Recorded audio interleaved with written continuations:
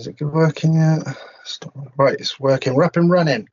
Hi all, Lee Ashby here for BSMA Motocross Memories. I got another cracking interview for you this evening. I've got former British champion, former multi-GP winner, second in the world, MX Nations winner for Team GB, Mr. Paul Malin. How's it going, Paul? How's it going? I'm all right. How are you? Awesome, thank you. Much better for seeing you. Thanks ever so much for giving me your time to do this. Really appreciate it. No worries. I see you doing quite a few of them now. So, yeah, you're getting yourself a nice little back catalogue of over the years interviews, I guess. Yeah. Got to get all the top Brit guys as well. Obviously, they were idols for me as well. Right then, Paul. So obviously, I put a lot of the questions to the groups, your fan page on Facebook. I even asked them and my own group, and obviously added our own to the equation as well. So I'll crack it straight off with Lee Owen. He put, if you could choose one season from your career to go back to, and race that season again, which year and bike would you pick to do it again and on, and why? There's probably two, Lee, actually. Yeah. Probably 1992 on the SR500. That wasn't my decision to go 250. That was Kawasaki and Alec and the way things were moving forward. And the bike wasn't quite ready for 92 in 250. And then 97. I just finished second in the 96 World Championship. And the 125 Yam that we rode that year was just fantastic. And I'd done a lot more work during the winter. I was ready to step up and sort of be the next guy, the next British World Champion, if you like. And then the first few races we did pre-season all went well. Pre-season testing went well. I was probably stronger and faster than I'd ever been, and just feeling really confident. We'd had the British Championship at Canada Heights the weekend before, and then the first GP was Indonesia 2 weeks later, and Yamaha Indonesia had contacted us and said, the track is open officially until the Wednesday before the GP. So if you want to come over and do some schools with Indonesian riders. So that's what we did. We took our own bike over in bags, and we went and rode a couple of days, and the track was way more brutal than it was for the GP, because I remember they took some things out, some rhythm sections out. They lowered a couple of the little triple sections over the back. And basically on the last ride day, I think on my first or second lap, there was just a small little jump into a corner, and the track was wet. Actually, they'd watered the track for us, and so there was only about a foot of dry track either side of the, just by the track markers. I remember just coming up and just blipping the throttle, and as I did that, my back went. And I'd had history with my back anyway since when I broke my leg when I was 15. It was related to that, although I didn't know it. And unfortunately, it ruled me out of the GP in the next 5 or 6 weeks, and my season never really got back on track. It was just a constant battle then. And actually, if I'm honest, even this was 97, right the way until I'd stopped, and in 99 as a Open champion, there was always problems with my back. Didn't quite require surgery. It needed a quick fix every now and again, and very niggly, eventually the crash at Canada Heights in 2000 was the one that was the final one, really. So I would say 92 500, and I would ride the SR again, and 97, because both times I think I would have had a chance of winning the titles in both those years. That one on the 125, I actually rewatched that the other day on Motorvision. Had been posting up all the old coverage on what was YouTube. That, 96 or 97? The 97, saying you were favourite. There's you with and saying about your back, and obviously you're there like thinking about practicing and all that, and it's not obviously happening. So well, I mean, I did it on the Tuesday or the Wednesday, and then everybody started arriving Wednesday or Thursday, and then tried to go out and practice. I actually sat out free practice, the 2 pre-practice sessions, and tried to go out in the time practice with a hydrocortisone injection. And you have to have those like 15-20 minutes beforehand, and they only last about 30 minutes. And so the session was an hour long, but every time I hit something, or I just couldn't hold my back in the right position, so it was knackered before it even got going, really. And just on the record, that Leo in this chap, he actually owns an original SR500 as well. Good on you, Lee. Yeah, he did send me a nice picture of it as well, but obviously I can't show you it. No, that's all right. That's all right. Yeah, I will another time. Next one was from a Philip Young. He's actually based in Antwerp, Belgium. Not too far from me then. Yeah, and he PM'd me this. He put, "Hi Lee, please can you ask all the future riders this question?" So you're the first one. "Do they think we can return to the massive crowds and large natural tracks from the 80s and 90s? Should a new circuit be created? What would it need to make it a success?" He says this because he also adds, "I'm in the process of buying about 40 acres and I may create a new circuit for Europe, locate near Spa, Belgium." Wow. Interesting, yeah. Yeah, interesting. So I don't know, to be honest. I don't know what the exact criteria is. I know, if there was a hillside venue, great. I don't know how many acres they need for a new track. But obviously you're looking, from when I was racing, sort of that era to where we are now, you're taking into consideration, pit lane, skyboxes, certain, the track has to be a certain length, probably around 1,500, 1,700 meters, something like that. Fantastic if we've got hills, and because we do have tracks like that. But when you look at the infrastructure now of MXGP, where we have not just MXGP and MX2, we've also got the MX125, MX250. On a good weekend, you're going to get 100 riders per class in those two categories, and occasionally we'll have a third group, which might be WMX, which is another 50 riders. So you're also you're looking at, and also the race teams now are probably taking 2 trailers, one for the bikes, one for hospitality. Then the riders have got their campers, and it's a massive undertaking. All I would suggest is, what was the name of the guy that sent in the question? Sorry. Right, hold on. Philip Young. Philip. All I would say is contact mxgp.com directly. And just say, what are the minimum requirements and how much space do we need realistically, and go from there. Yeah, I thought that was quite a good one. Quite a cool one, that one. Thanks for sending me that. Right, next one. Chris Baxton. He's put, "What got Paul interested in motocross, and what was your first bike and first club?" So my dad was, my granddad actually was kind of into his bikes. He lived not too far away from Coventry Bees Speedway Stadium, and I know you're a Speedway buff yourself, Lee. But so every sort of Friday night, Saturday, as kids, I remember we were sort of spending those nights at my granddad's, and we would go and watch, or the Saturday actually, we would go and watch the Speedway, Branston. And my dad, he was into the bikes as well, was into sort of the road racing era, 500cc road race, which is now MotoGP. So Kenny Roberts, Barry Sheene, that whole thing.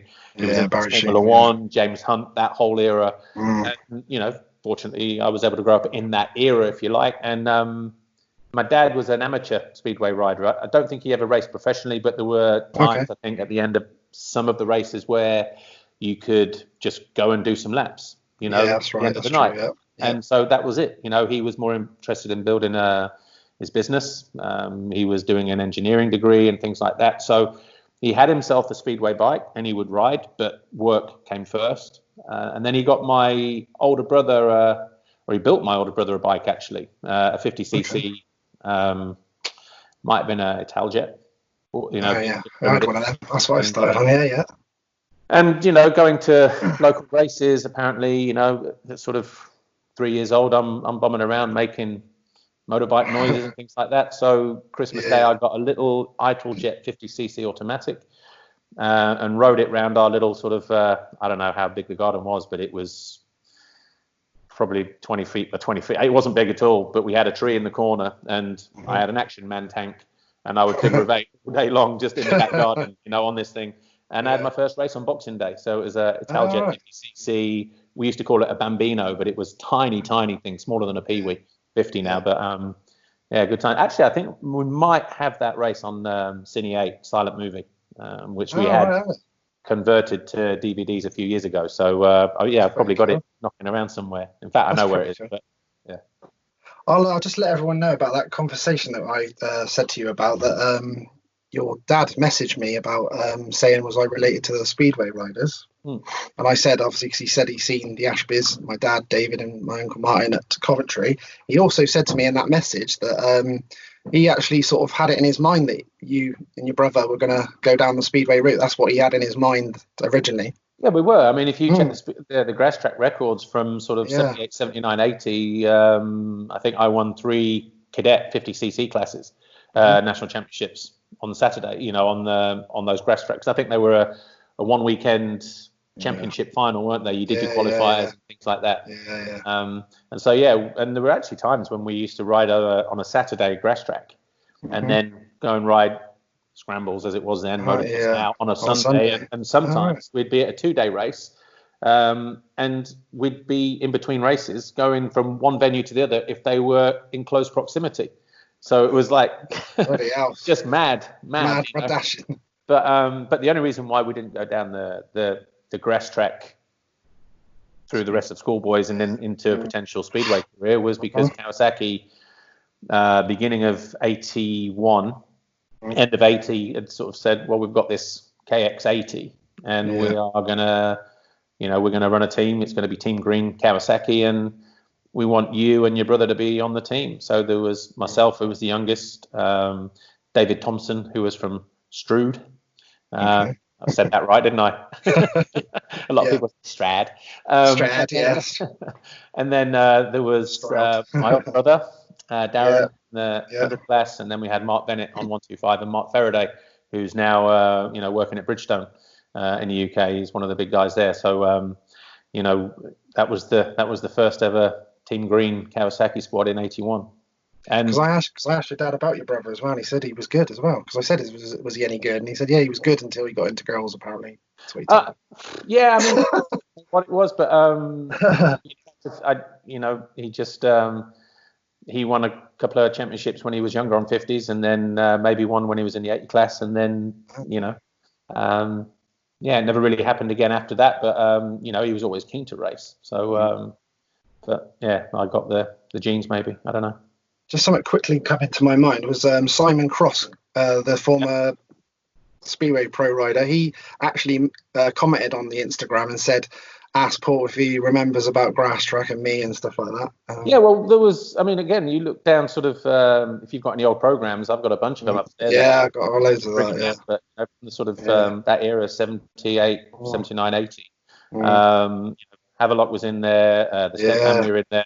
The Cross family are in there with Simon Gittings and those guys. There's, a lot of those guys kind of did go on, and actually Kelvin Tatum, who was riding for Team Kawasaki, he had a Kawasaki ride in my final year on 50s in 1980. We had the Champion of Champions at Golden Barn, and he was a Kawasaki rider in school. So he went motocross into Speedway.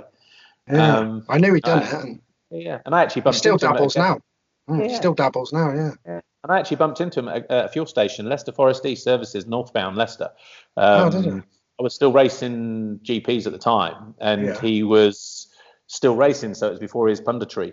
I pulled up behind Kelvin Tatum on the back of his van. He was putting the old fuel in the side of the van and that. And I was like, Kelvin Tatum, blah, blah, blah. And we just had this mad conversation, probably like a minute, 2 minutes. Anyway, he disappeared, I disappeared, and probably not seen him since. Quite ironic you both ended up doing the commentary as well. yeah, exactly. That's pretty cool. Right, next one I had off chap. It was under Instagram. He's got himself under One Motion Motocross. He was under. He put, can you ask Paul to go into details about the time he was at Culham? I was actually at this place as well. And he was hauling ass, and he went by Kurt on the 380 on his 125 before stacking it hard. Yeah, the week before the British Grand Prix. That's what I've got. I've put, to add to that, wasn't it the week before Fox Hill 2? Obviously, my Fox Hill thing, home track. I was gutted. I remember you did practice and then didn't ride or something like that. Yeah. Well, that day, obviously, it was time when we were doing the 2 races and then the super final, or the Honda Cup race, they used to call it then. And it was 97, wasn't it? 97. And flying as well. And I'd passed Kurt, and I think I'd either just passed Jockey Carlson as well, or I was closing on Jockey Carlson. Yeah, it was just mad. I remember just going up that hill in the middle, and it was quite rutty towards the end of the race. Yeah. And a back marker, I think, got squirrely, and I kind of had to change my route at the last minute. And as I did, it just kind of pitched me. And apparently I remember the crash. I remember landing. I remember the bike landing on my foot and smashing my foot to pieces. I remember it was your foot, yeah. And but somebody a few weeks later came up to me and went, "How did you even have the foresight to sort of push your bike away because midair?" Because apparently I'd got pitched and I was heading towards the infield where the crowd were watching, and I managed to apparently push the bike away or get away from the bike in a way. Obviously, the bike nailed me instead of the crowd, but I wasn't aware of that side of things. But yeah, it was a week before the GP. I spent, I don't know, a couple hours or so in A&E that night. They went, "Yeah, you got 4 bones broken across the top of your right foot." I then went, and actually, the guy I saw, I was wearing a Yamaha shirt, just a polo shirt, and the doctor who came and saw me, and he just went, "You ride bikes then?" I went, "Yeah." And he said, "Okay, let's have a look at it." And he said, "Yeah, bang, bang, bang. Yeah, there's your brakes." And then he said, "When's your next race?" And I went, "Sunday." He went, "Okay, when I'm not here, you know where I'm at?" And I said, "No." And he said, "I'm the medical officer at Donington Park road race. So I see you guys all the time, from the race side. So I could sit here and say, I'll put you in a cast, but I know by tomorrow the cast is off and you're going to try and ride. So all I'll say is I'll put it in a back splint. And if you get whatever treatment you can to try and get you back on a bike on a weekend, then good luck. If you've got any problems, we'll look at it further and we'll go from there." So Roy Carter, who was Kurt Nichols' trainer at the time, and I trained with him when I, first came out of schoolboys and then my early Kawasaki days on 500s. I went and stayed with him for a few days, and he basically, did what he could, with ultrasound and ice in it and all kinds of things and lasers and things.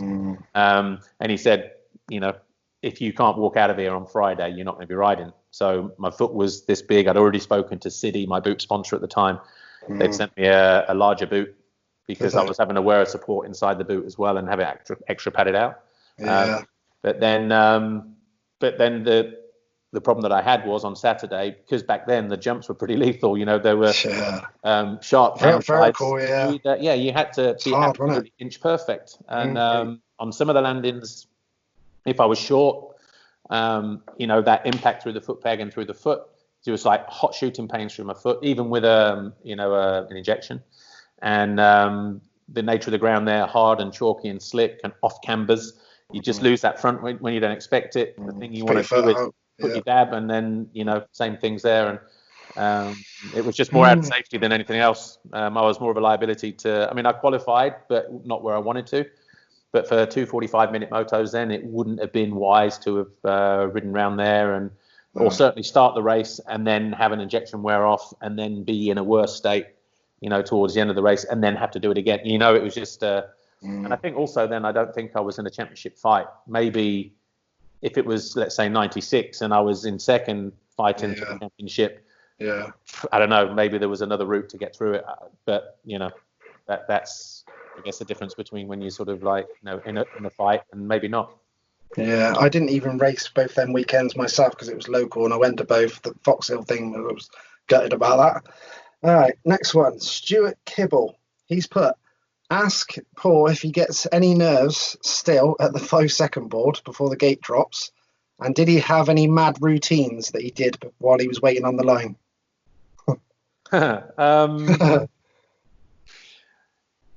I'll do the routines first. Go on.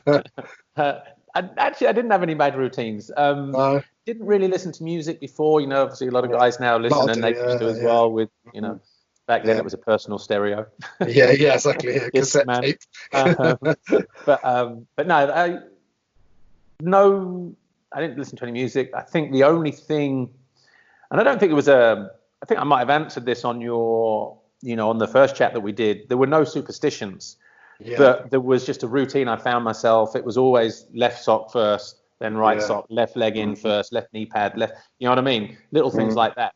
And just running up to the event, preparing my own gear bag, I would do everything in the way that I was about to get, changed. So socks, knee pads, jeans, t-shirt, just organised, very organised.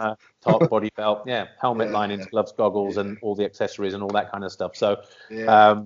But for the 5-second board now, To be honest, no, I don't think I do. But I just want to see good racing, you know. And it's just, I guess I've been doing this job now for so long that I don't get nervous in that respect. You know, like say, just about to call the race or whatever else, because we've already been on air by that point for about 15 minutes.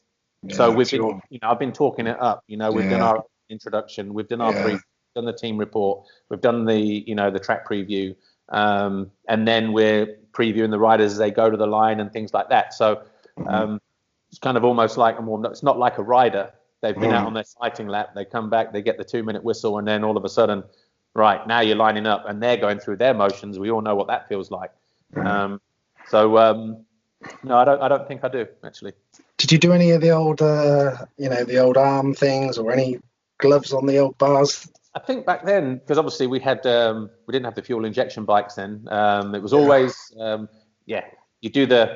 you stretch the hands on the thing like, you know, top and bottom just to sort of keep the gloves tight. Yeah. And also checking fuel on, choke off, fuel on, choke off.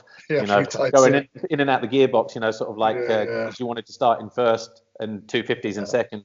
So it'd be like everything down, neutral, just making sure every now and again, we're exactly where we should be and things like that. But no strange rituals or things like that, no.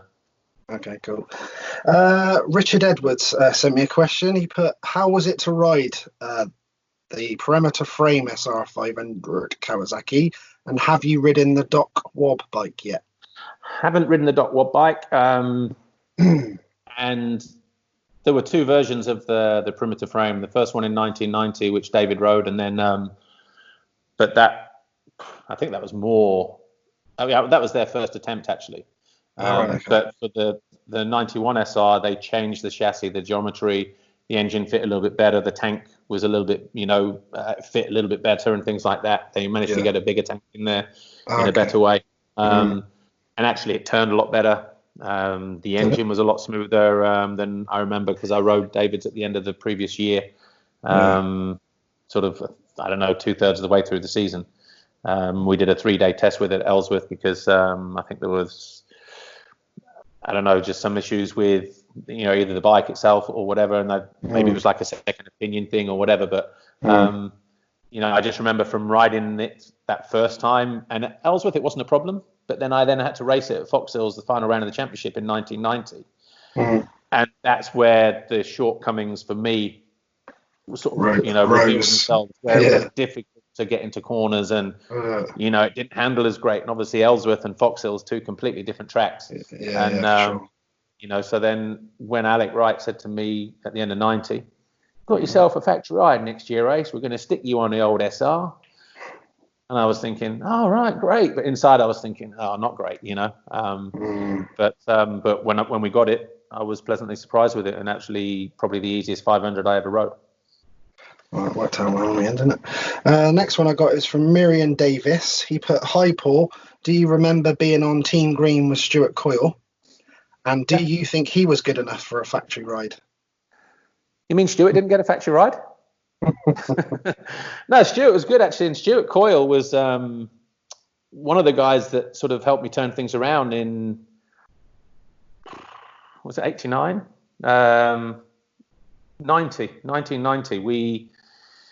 My first full year in 500 championship, and I was riding a production 500. The only thing that was on there was a Spess pipe from Belgium, and my suspension was standard, but just, you know, shimmed and things like that. So everything that I did in 500s that year was on a completely over the stock, over the counter bike, you know, completely stock. And apart from the exhaust. And then but I remember, actually, yeah, it would have been 89. Would have been 89, because I was riding 125 250 British Championship, and then I went up into from the support class into the top 40 second half of the year. That's right. And my first British Championship was Boltby, and I remember Roger Hartley coming up to me and saying, "What are you doing on a 500? You know, Alec will ruin you. He'll, you know," and all this. And anyway, I didn't score points in the first 3 races. I got lapped in every race. We went to Fox Hills. I think I scored points in one of the 3 races that day, so it was an improvement. You know, I'd started training because I never trained at that point. And then before Ellsworth, the next round, which would have been a few weeks later.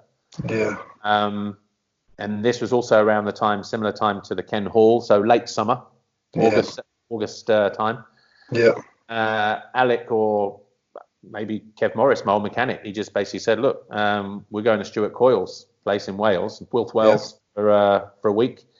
We're going to go do some riding with him there. And obviously he was on a 500, and the aim was just to sort of like just ride with him and latch onto him and things like that. And it's probably the most crucial week of riding that I ever had, because had I not had that week, who knows where I would have been in terms of my development as a 500 rider. I could have gone to the next race and still been lurking at the back, you know, and clicked and struggled the following year in 500, or maybe not even got a 500 ride. I might have been stuck back in 125 or 250. So that's interesting.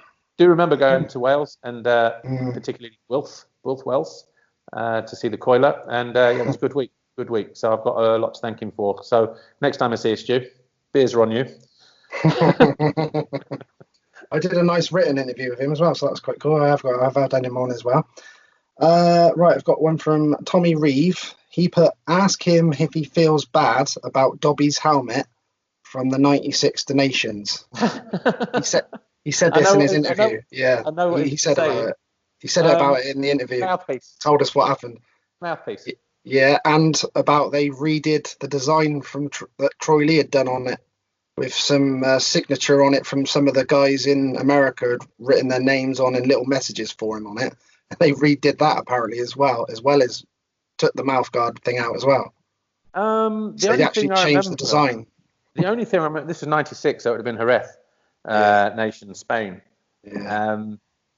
He would have sent his helmet in, and I remember Jamie having a good old moan about it, just saying, dude, the dude that sprays your helmets has just nicked my mouthpiece in front of my helmet. I was like, what do you mean? He said, I had a chrome one and he's fitted it with a cheap plastic one.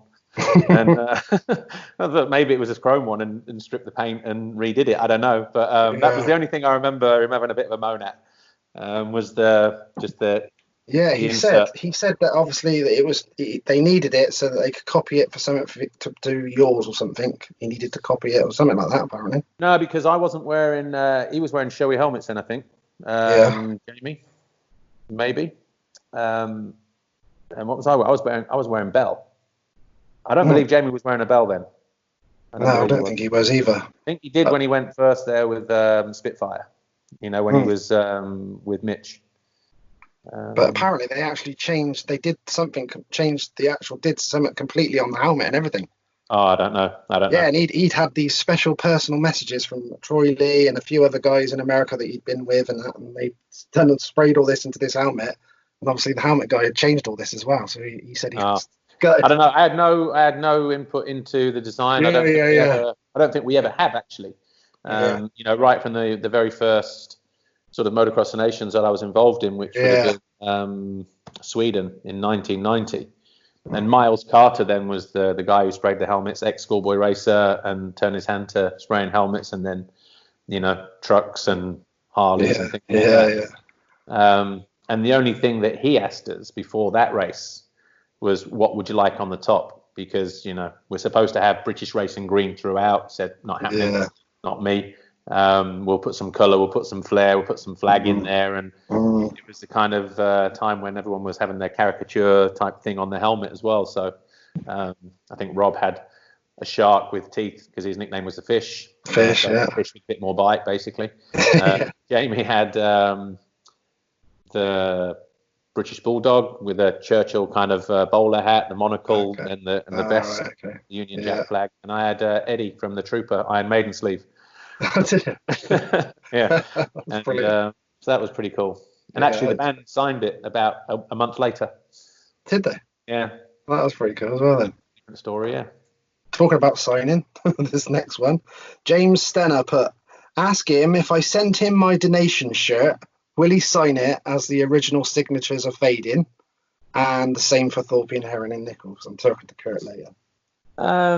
Yeah, tell Kurt said hello. I've not seen him since he did our studio show actually in America, in in Redbud. So yeah, but no problem. We can we'll sort something out. Yeah, okay, brilliant. Next one from James Paynton. Hello, James. He's Canada Heights by any chance? Might be. It's that predictable, isn't it? He's been telling everyone on our Facebook over and over. And someone said to him, Jesus, how many times? He put, why didn't he win Canada Heights British Championship round in 1999? Laugh out loud.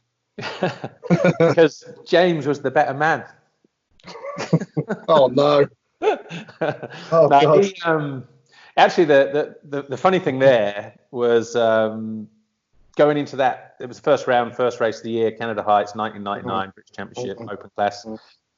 Muddy, tricky conditions. I got a good start. I think I got a whole shot actually, and I could hear. And in my mind, the only guy I was kind of worried about during that season, I thought, would have been Coops, Paul Cooper. And all I could hear was this behind me. I was like, first opportunity I got to look over my shoulder halfway around the first lap, I was expecting it to be Coops, and it wasn't. It was Paynton, and I was like, oh, that's all right then. So he was obviously desperate to get by me, so I let him go, and I sat back, and I was just kind of keeping an eye on where everybody else was in the race. You know, I knew where Rob was, I knew where Coops was, and then getting closer towards the end of the race, you know, I've started thinking, right, okay, and I've still got clean goggles at this point. You know, I'm not on the back of anybody, you know, and 2 or 3 laps to go, I was like catching, and I think it might have been the final lap, the long climb up the hill. Yeah, which is now the bomb hole that a lot of riders. Yeah, used to sort of go off left around the corner at the top. And then left, dropped down into the trees right, and then the last few turns before the finish. And I got alongside him, and I think I jumped the bomb hole. I think I passed him there, or got a level with him at least. And as we went through the turn, he had probably the best rut, second rut, third rut, and I had to then commit as far over as I could, so probably the first inside rut, and I was up on the pegs and I came through. I was so focused on my line. Next thing, hit the post, handlebar snatched out of my hands, over the top, and that was it. And I was like, man, you know, I rode the perfect race until that moment. But you know, fair play, James. You know, he rode a good race as well, because obviously to lead one, to win one, big thing. And I think I was the first to congratulate him as well as we came over the line, obviously. But yeah, it was just. From my side, it was just that you know, that I was so focused on the line ahead that I didn't hear the post, you know, and just clobbered it handlebar and over the bars. He's been definitely reminding everyone, and quite regularly anyway. Can you, Lee? Can you answer this for me? Who won the first race of the 1999 Open Class British Championship, Canada Heights? It was very muddy. Was it A, Paul Malin? Was it B, Paul Cooper? Or was it C, James Paynton? Is there any other options?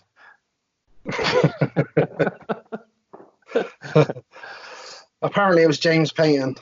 Yeah, apparently. No, it was. Sounds a little bit of a fluke. No, he rode good. No, I'm joking. You know what I mean? Yeah, I'm joking. But yeah. I'll let him off for that one. Right, we're going to call that the end of part 1 a minute, Paul, and then we'll be back in a second. How's it going? Yeah. Right, we're back with part 2 with the main man, Paul Malin. Right, next one I've got is from Ben Rumbold. He's put, I'd like to know if he thinks that his odd career path, which you've slightly mentioned before, 500 to 250 to 125, was it a help or a hindrance, and how he thinks it would have affected his career had he gone the other way around.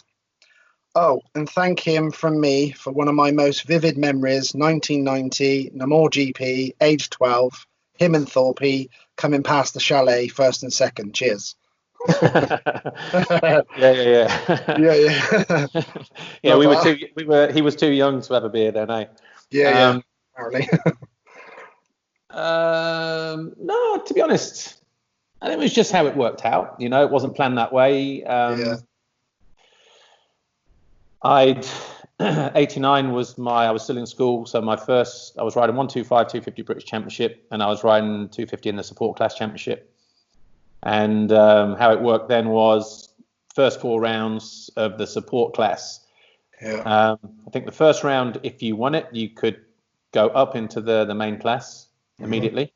Okay. And I think Darren Noddings was the guy that won that first round at Matcham's. And then after the 4 rounds, there was a few of us went up. Me, Ryan Hunt, I forget who the others were now, but we went up. And at that point, Alec had said to me, "I want to stick you on a 500, basically," and that was it. I was 17. And probably not even 17 and a half, you know. yeah. Because it was my birthday's in February, so it was, yeah. And then in the end, I went and rode Ellsworth, just on the stock 500, and I was within a second of David and Kurt, who were both riding that day. Yeah. Kurt was Kawasaki, and then David was on his Honda, on his HRC bike. Yeah.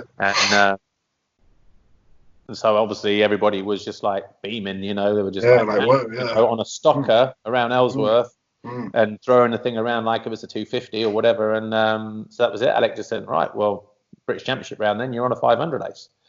And as I said, you know, the first 2 rounds didn't go great, but in between that, when I spent that week with Stuart Coyle, that was the rest of the season suddenly just went off, you know, for me. And I almost got podium at Ellsworth the next round. I won the Ken Hall race. I think I got a second in the final race of the year at Hawkstone with no back brake and a rear puncture.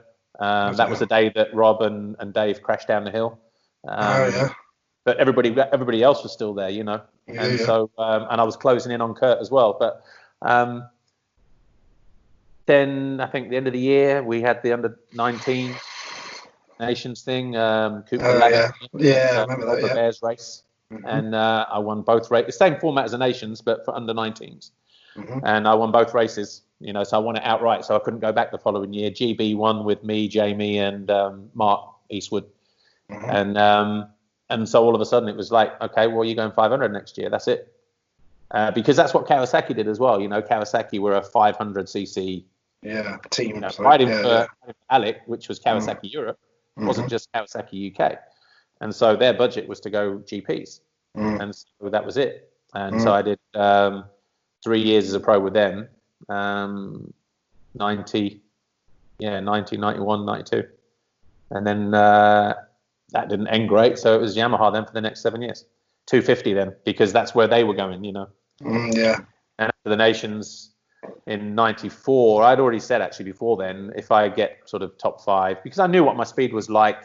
We did a couple races before the Nations in Roggenburg. We rode Cullum and the Ken Hall. And obviously the race at Cullum was against the guys who ride GPs on a regular basis. You know, people like Nathan Shelton, Ricky Priest, Kelly Swanson. They were doing well, Yeah, they were the guys. They were doing well, yeah. And I just remember going to Cullum, and the races were only like 20 minutes, 25 minutes or something like that. And I was 40 seconds clear. And I remember Keith Thorpe saying to me, because I think he was a mechanic to one of the guys at the time, not sure which one, but he was in 125s at the time. And he just said, your pace is top pace for sure. So with that in mind, you know, I go to the Nations thinking, well, if I can get a top 5 125 result, because I've not had a great year in 250. And I thought maybe then I'll switch. And obviously I went 1-1 in my class, and GB won the Nations, and that was it, you know. So the decision was made there and then. So that was so cool. That was brilliant. It was just circumstance. That was it. It wasn't planned in any other way. Because everybody else, you know, 125, 250, whatever. So. Daniel Kavanagh, he's put, Paul, what do you think needs to be done to bring motocross into the mainstream? How can such an exciting spectator sport be under televised? He's put, anyone without MXGP TV almost has no chance of watching the live races. Yeah, I mean, I don't know, to be honest. I think that's just more down to the TV companies that choose maybe not to take it or whatever, you know. Obviously, he's obviously mentioned MXGP TV, which is, yeah, it's the best place to see it because, I mean, I'm not saying that because I work for MXGP and within, but it's the best place to watch it on the basis that every race you watch, there are no TV commercials, no adverts, you see every single race live, no matter where you are in the world. And also that package allows you to view it live or on demand. So if we are in Indonesia, or the wrong side of the world where you think, dude, you don't have to put it. You can just wake up in the morning, as long as you stay away from your phone and your social media. You can put it on first thing in the morning when you wake up and go watch all your motos. And actually, if you're interested in, and there are fans of WMX out there. There are fans of EMX 125 and 250. There are families out there that have got kids that ride the 65 and 85cc European Championship race, later on in the year. So there is something for everybody. And it's great for the kids to be able to see that, growing up and seeing what the circuits they could be riding, kind of the way that things are developing and how they could see themselves in the future. And I would look at it as well. Some people say, we've already got the Sky package, which gives us all these sport channels. Why should we pay for MXGP TV? And all I would say is work it out, how much it costs per GP. When the package comes out, they do an early bird package right at the beginning of the year, which is, discounted. If you sit there and say, right, you've got 20 GPs plus the Motocross Nations, actually, how much does that work out per round? And then make your own mind up. And to have it on tap as and whenever you want. We also have the studio show, which is live on Saturday, which myself and Lisa Leyland present, and we have 3 guests per weekend. So this is normally after the first practice session. Mid-morning, we'll have an MX2 guest, an MXGP guest, and then maybe a team manager, or if I know in advance that, I don't know, let's say Davey Strybos is turning up, might get him in, something like that. So, we have that, so there's enough content on there to sort of latch onto and enjoy, basically. But why is it not on mainstream TV? Like I say, I think that's just down to the TV. It's never gonna. They're never going to show it on BBC One in England. They're never going to show it on ITV. Channel 4 maybe is a package, because they're maybe into that kind of thing a little bit more. But those main stations, they've just got too much going on, I think. And also I think the other thing, probably the biggest one, is TV habits have probably changed. People's weekend habits have probably changed. I watch football. You can watch the Premier League match, and unless it's a big game, like if you're in London, sort of Arsenal-Chelsea, if you're in Liverpool, Liverpool-Everton, if you're in Manchester City United, any of those big games, unless it's one of those, the stadiums aren't full either. When they do Monday night football, stadiums aren't always that, unless it's like, say, a big London derby, Manchester derby, side derby. So I think from that side, that also shows that football, whilst it's probably the most popular sport in the UK, isn't always that popular either, and certain games you're just like, man, stadium's half empty, and this is a big club. And so I just think it's people just living their lives differently now. They're living life a little bit more online. They're probably all on iPlayer. They're all going, there's so much for people to do. Sport is maybe not as important during the day to them as it is. So, but this happened to a lot of sports. Like even Speedway was packed in the 70s, 80s, but now it's not hardly anything. It's just so much to do, like you said, for people. I think that's all it is. I think there's just so much to do. So many more sports are being shown live across the board, and you're never going to please everybody. There's how many tennis fans get annoyed that the big match that they're about to show on Eurosport is delayed because of the ending of the Tour de France was 30 minutes. You're not going to please everybody, But I think, personally, even if I wasn't working in MXGP and I wanted to watch motocross, I would just subscribe anyway, just because of that whole reason of even if I don't watch it live on the day or at 12 o'clock or 1 o'clock, whatever, I know that at some point during the day I can just go in, log in, bang, and the qualifying races are live. Even on Saturday. So you've got your qualifying races, studio show, your European races the first paying points races, and everything is live on Sunday. So it's overall, pretty decent package. Good package, yeah. Right, okay, cool. That's covered that well. Next one, I got I didn't miss anything. No, you definitely covered it. Yeah. Top man. You're always professional. Anthony Mitchell. There's the next one. He's put, this is a question from someone whose only claim to fame was holding Paul Malin behind me for one lap at Ellsworth in '88. What's it like being a rider under Alec Wright? And does he remember Ellsworth into hundreds in '85, riding the race where he bent his left handlebars 90 degrees back and being literally no slower than before, still clearing all the doubles still? Yeah. And P.S. your commentary in MXGP is brilliant. Cool, thank you for that. Ellsworth, I remember.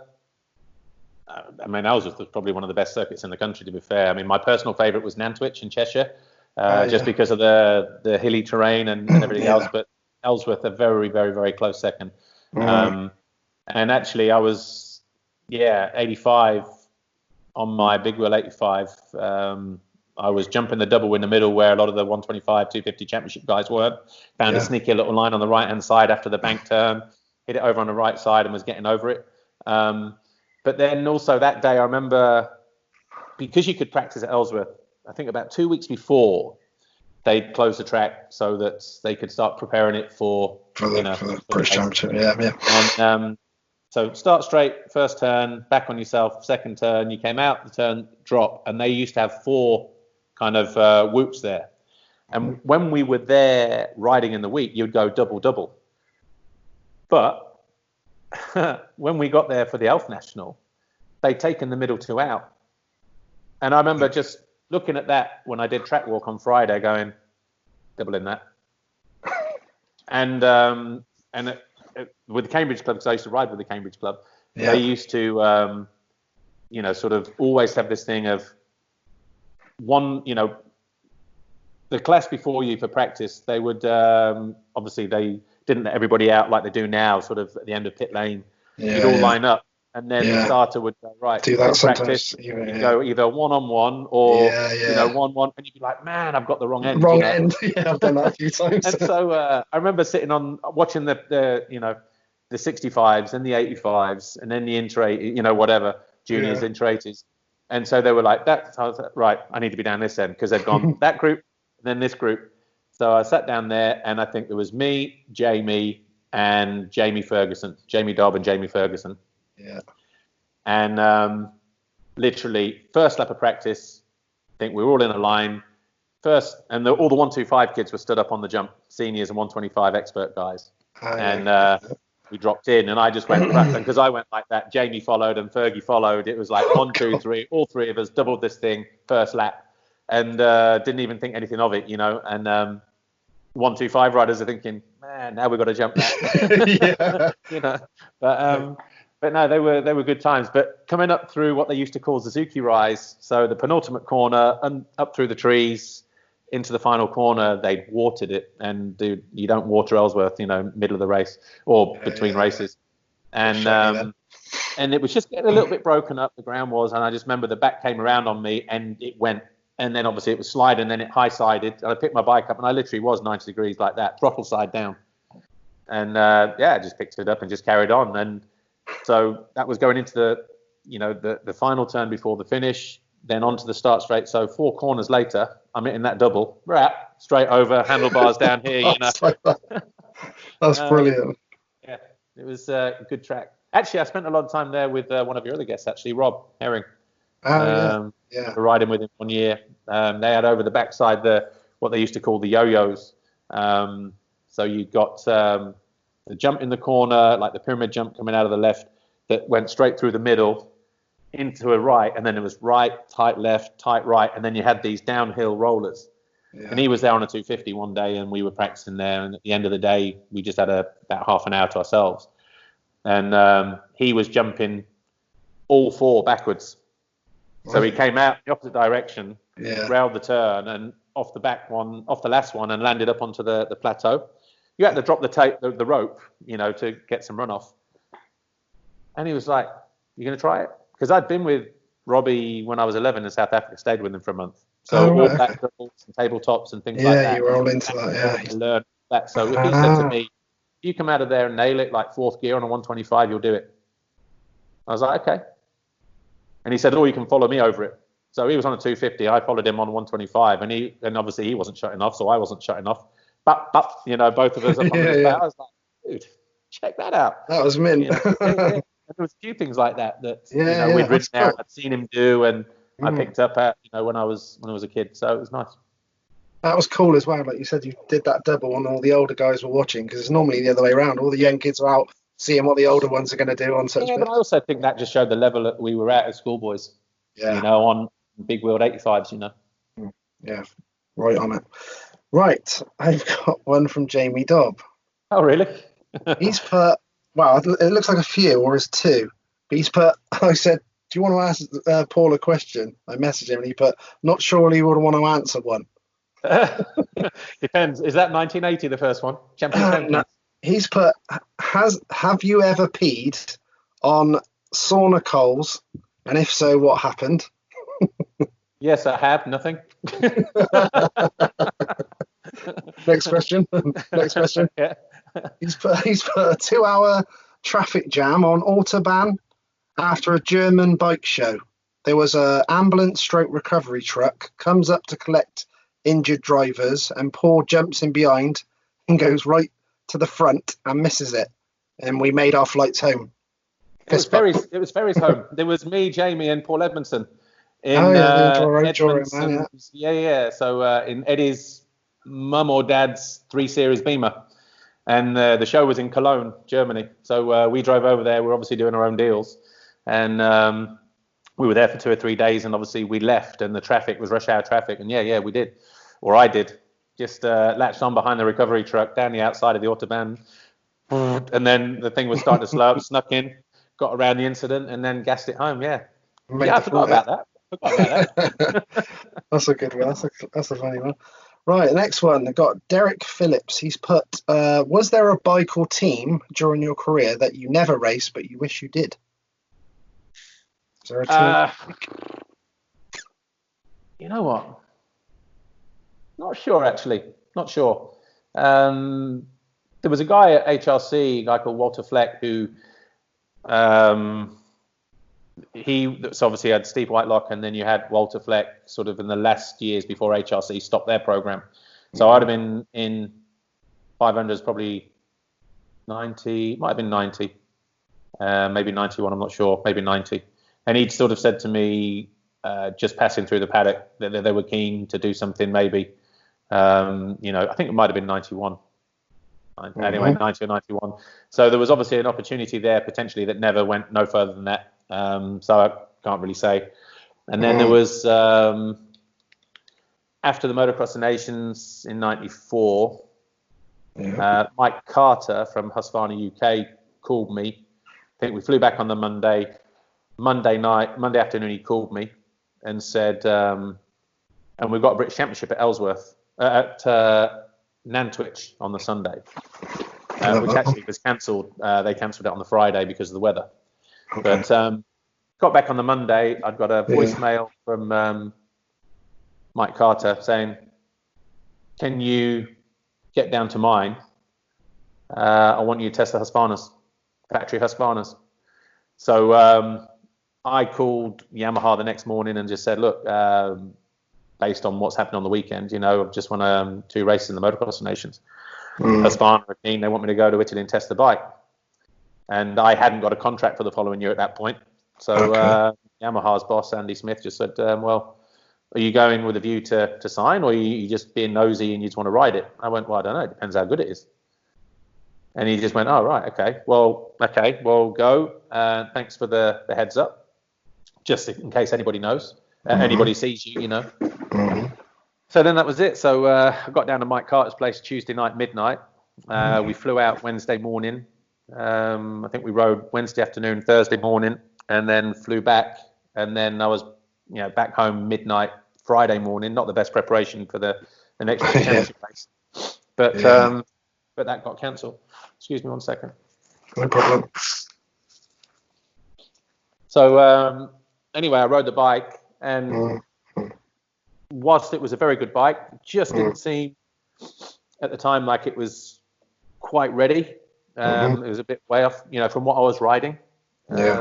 So, while they were talking big numbers and things like that in terms of contracts, salary and bonuses and things, I'd already had a few years in the wilderness before the Motocross of Nations, and so from my side, it was just a case of, 92 didn't go well at Kawasaki, 93 my first year Yamaha, 94 250. I was starting just to find my feet again, and we finished the year off nicely with that 125 win and the Nations win in Roggenburg, and then basically we just ended up, for me to take that Husqvarna step at that time, might have been another 2 years in the wilderness before the bike came good, and I couldn't afford to do that, at that point in my career, so, I stayed with the option with Yamaha, and obviously we went, 125 the first year with B kits, and then 96, 97, 98 with Rinaldi engines through Steve, in 99 in 250, so there were still some good years at Yamaha. So do I regret not taking the Husky thing? No, because we didn't see that bike ready until maybe Coyote started winning on it. Just about to say that, a few couple of years down the line, 98, 99. So yeah, exactly. So that would have been a big gamble. Right. Yeah, would have been a big gamble.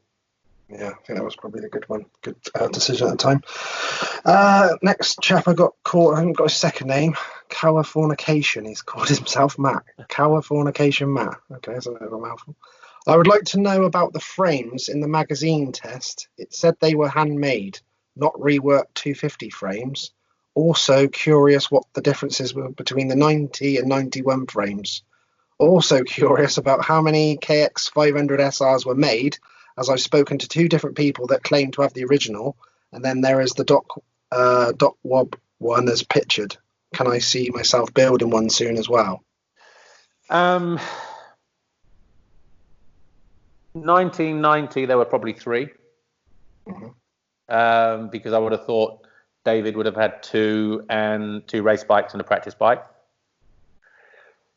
91, I would have had two race bikes and a practice bike, and I'm sure David, actually 91 might be a touchy area, because obviously David jumped on his 90, he jumped on his SR and didn't like it in 91, so he went back to the production steel frame, the tube down the middle. Oh, right. And he didn't even go back to his 1990 bike. So I'm not sure if I had two race bikes and one of his then became one of my practice bikes, set up for me, or whether it was always intended that I had three, and therefore there were three more spare. I don't know. But I think the only differences between the chassis were they figured out the geometry a little bit better just to fit the engine. It was because originally, when was it? 18. I went to Japan when I was 16, December, and I rode the perimeter frame prototype bike in December. I did 2 weeks testing in Japan, and I rode that production bike in a British Championship round in '89 at Cullum and won on it first time out. And so it had a 19-inch rear wheel plus the new frame. And then for 90, I think Kawasaki thought they could just put the 500 engine in that frame. And maybe they tweaked it a little bit here and there, but I don't think they did a good enough job. I think they realized it wasn't as straightforward as just putting that there, But I know there was a rider from Belgium here, Joe Martins. He cut the frame to get the 500 engine in and then re-welded because he wanted that new chassis. But I don't, Kawasaki wouldn't have done that. But SR bikes from 91, I don't know. The one from Wobble, I think, is, I'm not sure if it's I think, did they have them in 92? Did Billy Lyles ride one in 92 or at some point in 91? But I'm not sure if that was an old one of his frames. Maybe. I don't know, but not sure. Difficult to know. Yeah, hard to say exactly. Right, I've got one from Scottish rider David Campbell. Just done a written interview. Yeah, just done a written interview with him. It's a funny one. He's put, ask Paul, how come the suspension was so hard and unforgiving on the CR500 in 2000 with RWJ? I remember when I rode it for the first time at Ling after I was asked to stand in for you till you were fit and well again, and thinking to myself, I wonder if I had anything to do with your had anything to do with your big get off at Canada Heights, or it was just one of them MX crashes you had, and was that just the way you like to set up your suspension? Yeah, back then. Hi, David. By the way, I'd ridden so this is '99. I'd ridden Rob's bike. Again, similar conversation I had to have with Yamaha. Hadn't got a deal. Honda were knocking on the door through RWJ. So I called Yamaha again and said, look, similar situation to what we had before. They're keen. Want me to try the bike? And we went up into Lincolnshire, a place called Thorsway, Caister, and rode the bike. And while the power was good, I felt there could be improvements. And actually the bike that I was riding, I remember Colin saying to me, we are getting a new frame, by the way. This is this year's bike. We will get the new bikes and we will test them in sort of November. I was like, okay. So anyway, I rode that bike midway through 99, or sort of 2/3 of the way through 99. Yeah. And then they were pushing for me to sign a deal. I was pushing Yamaha to give me a deal. Yamaha were still sort of unsure as to where their money was coming from to go racing the following year and things like that, because obviously we'd had Boost money. A little bit later on, they had Virgin Mobile money. So from that side, it was just a case of, I remember getting to the bike show in Milan, actually, and I'd had a last-ditch effort meeting with Yamaha, just to say, look, where are we at? Do you have a deal or not? And they went, no, we don't. He said, sign the Honda deal. And I went, okay. So then because obviously I was in Milan to do deals, clothing deals and whatever else. Yeah. Obviously you can't go until you know what bike you're riding, what class you're riding, what rounds you're doing and things like that. So I just remember, Yamaha, they didn't have anything, and, Honda wanted me to ride 500s. So that was it. And then we tested in, one of the best tracks actually in Italy, Asti, real flowing sandy circuit. And I was there, Jochen Carlson was there, who was going to be my teammate. And I remember riding this bike, and Moose, who I knew from Malins over the years, he was the suspension guy, and he was basically saying, dude, when I was doing my laps, doing my motos and stuff, and he was just like, man, you and that bike look awesome. Like, you know what I mean? And the speed, I was a good couple of seconds, quicker than Yoki around there at that time. Maybe, I don't know if he was just off the gas and just kind of just doing his own thing or whatever, but the word from that 2-day test was like, never seen anybody ride it like that, blah blah blah. Well, the team did it all, stuff, and then that was it. And then pre-season, I kept it quiet. I jarred my back, so that the old age problem of the back kind of snuck up on me just before a couple of weeks before Hawkstone International, which was then a week before Canada Heights. And Hawkstone didn't go that great. I think I rode one time during the week at before Canada Heights, and when I got there, I knew that everything was fine. My back was fine, my body was fine, and it was just an unfortunate crash, to be honest, where it was the first lap of qualifying. It was like 10 minutes of free or something like that, and then 20 minutes timed or whatever it was, 15 minutes and 30 minutes. And I remember my first lap, where the start straight is here, the track ran alongside, and you swept through right-hander, and then you're into the steps down. Yeah. And there was a rut that was almost 90 degrees coming out of that turn to hit the takeoff straight. It wasn't even takeoff. It was like that. You just dropped off and onto a plateau, and then another one, then another one. Yeah. But I found a nice line where I wasn't using that rut that was getting heavy, because again, it was boggy conditions. I was sweeping through almost like road race style, out from the left through the middle of the turn, drifted back out to the left, and was jumping long and clearing all the boggy sections where everyone was landing. So I was jumping clean, landing clean, and was on a line that, when it kinked left, it wasn't the ideal line, but my speed at the top of the hill was much better than everybody else's, so it didn't matter so much. And I remember the first flying lap that I did, I just got held up. I knew I got held up by a back marker, and actually my time, I think, was third. But I didn't stop to sort of, check. I just thought, bang another lap, because that's something I've always learned, even if you get held up, try and put 2 or 3 laps together and see where you are after those 2 laps. If you need to go again, go again. And basically that's what I did. So on my second lap, as I came through, as I was on that line, the back end just started to drift a little bit, and then it hit traction, and it just did that. But obviously right at the point of takeoff. So then, you've got a 6-foot drop here. I'm climbing another 6 feet there. And I already know, because the bike is coming 90 degrees on me. And as I'm coming in to land, the way you process stuff in slow motion, even though it's happening in real time, in my mind, I was thinking, okay, it's either going to land like this and it's going to barrel roll like that, or it's going to dig in and, come back round 270 and fling me off the back. And as I landed, it did the second one, came back around, flung me off the back. But then I'm trying to look behind me and see if I can pick a landing point. And as I'm flying through the air, I'm thinking, if I can land just on the downside, I'll be able to roll out of it.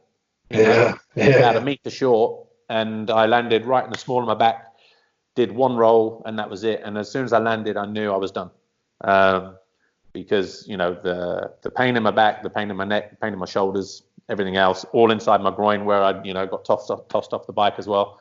And I remember just getting to my knees, just having a moment. I took my helmet off, and I put my helmet to my right, not knowing how close I was to the drop off.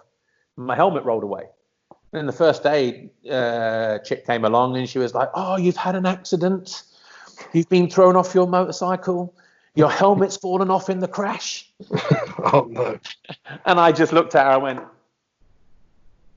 "Because you haven't got a beep."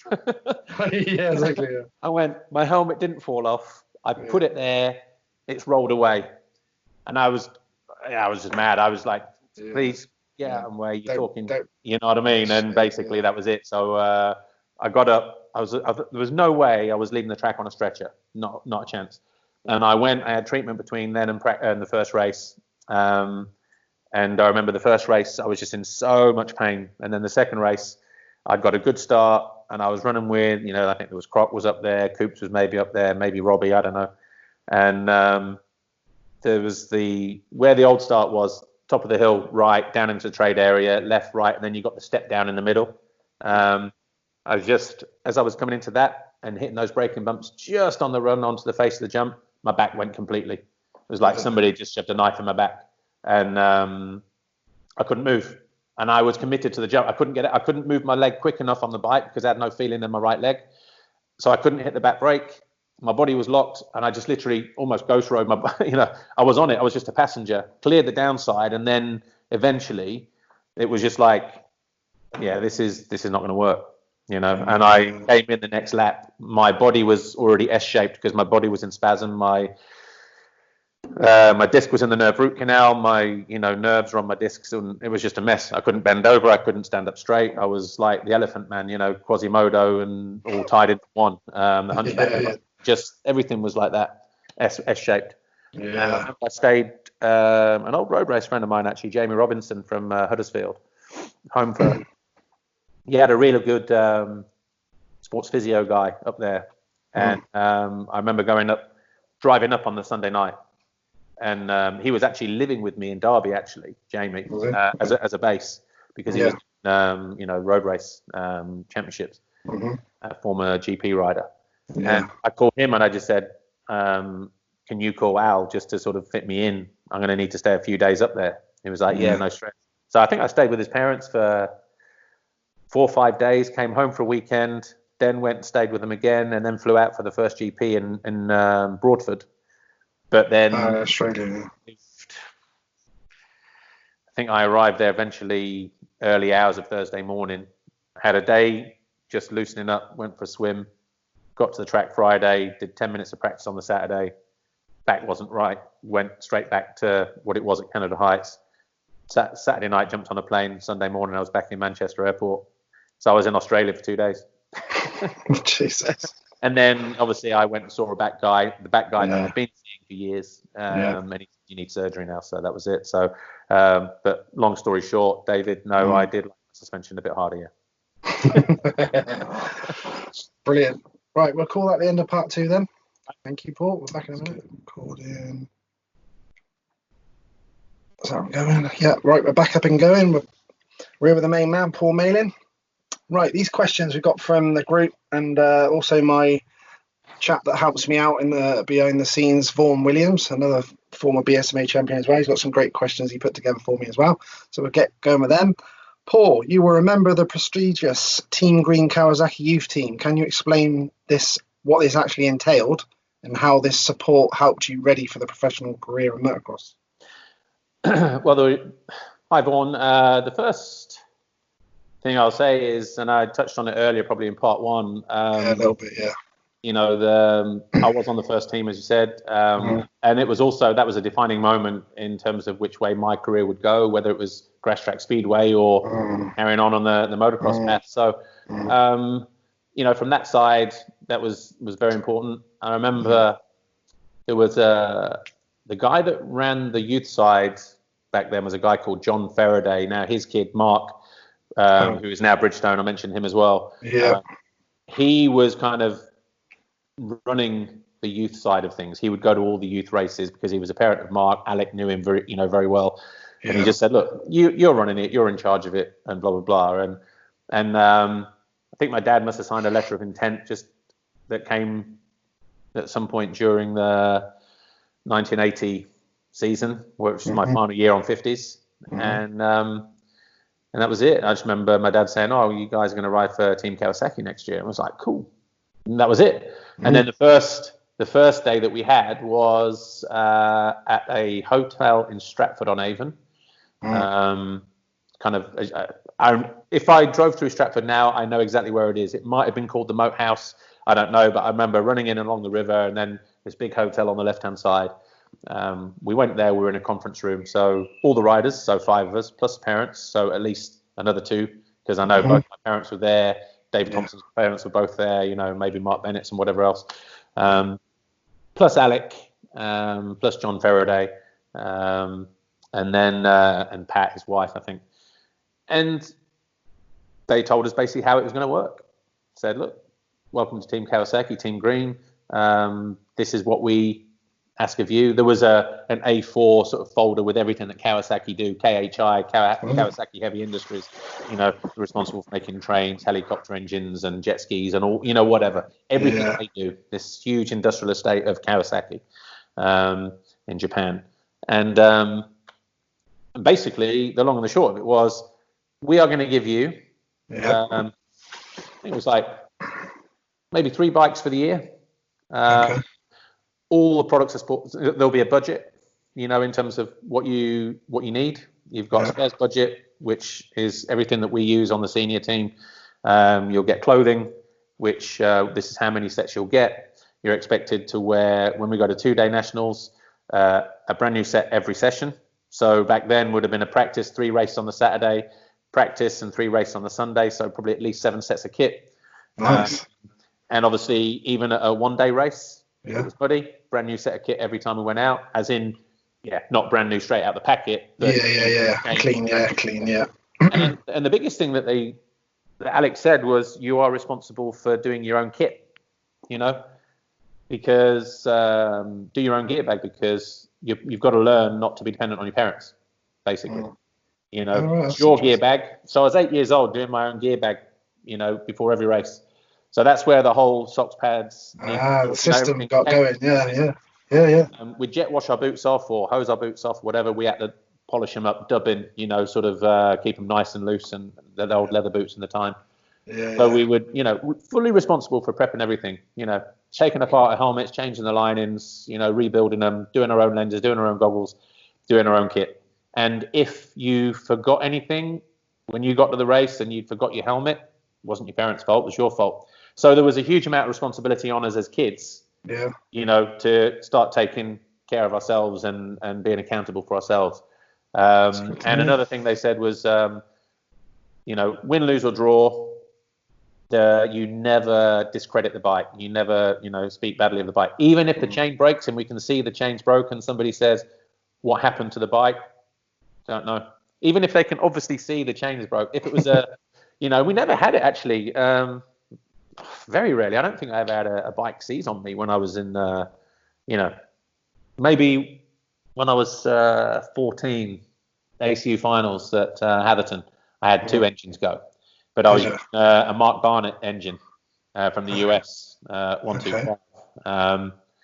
And I don't know if it was different fuel, different elements or whatever else, but that went twice that weekend. So it was probably the whole time from 81 to 86 it would have been. I think that might have been my first ever malfunction with Team Green, with Kawasaki. But in the event that anything did happen, and that did happen that weekend, you just say, I don't know. Obviously, it's a technical problem. Even if it was blatantly obvious, flying out everywhere, smoke out from wherever, blah, blah, blah, that was it. So never discredit the bike. Never throw the bike down. Never chuck it against seven. Never throw your helmet off. So no matter what you were feeling inside, you have to contain those emotions. Get back to the van. And get back to the van, and want to shut yourself in and have a good old cry or whatever, then just kind of that stiff upper lip kind of thing, just hold it all in no matter what.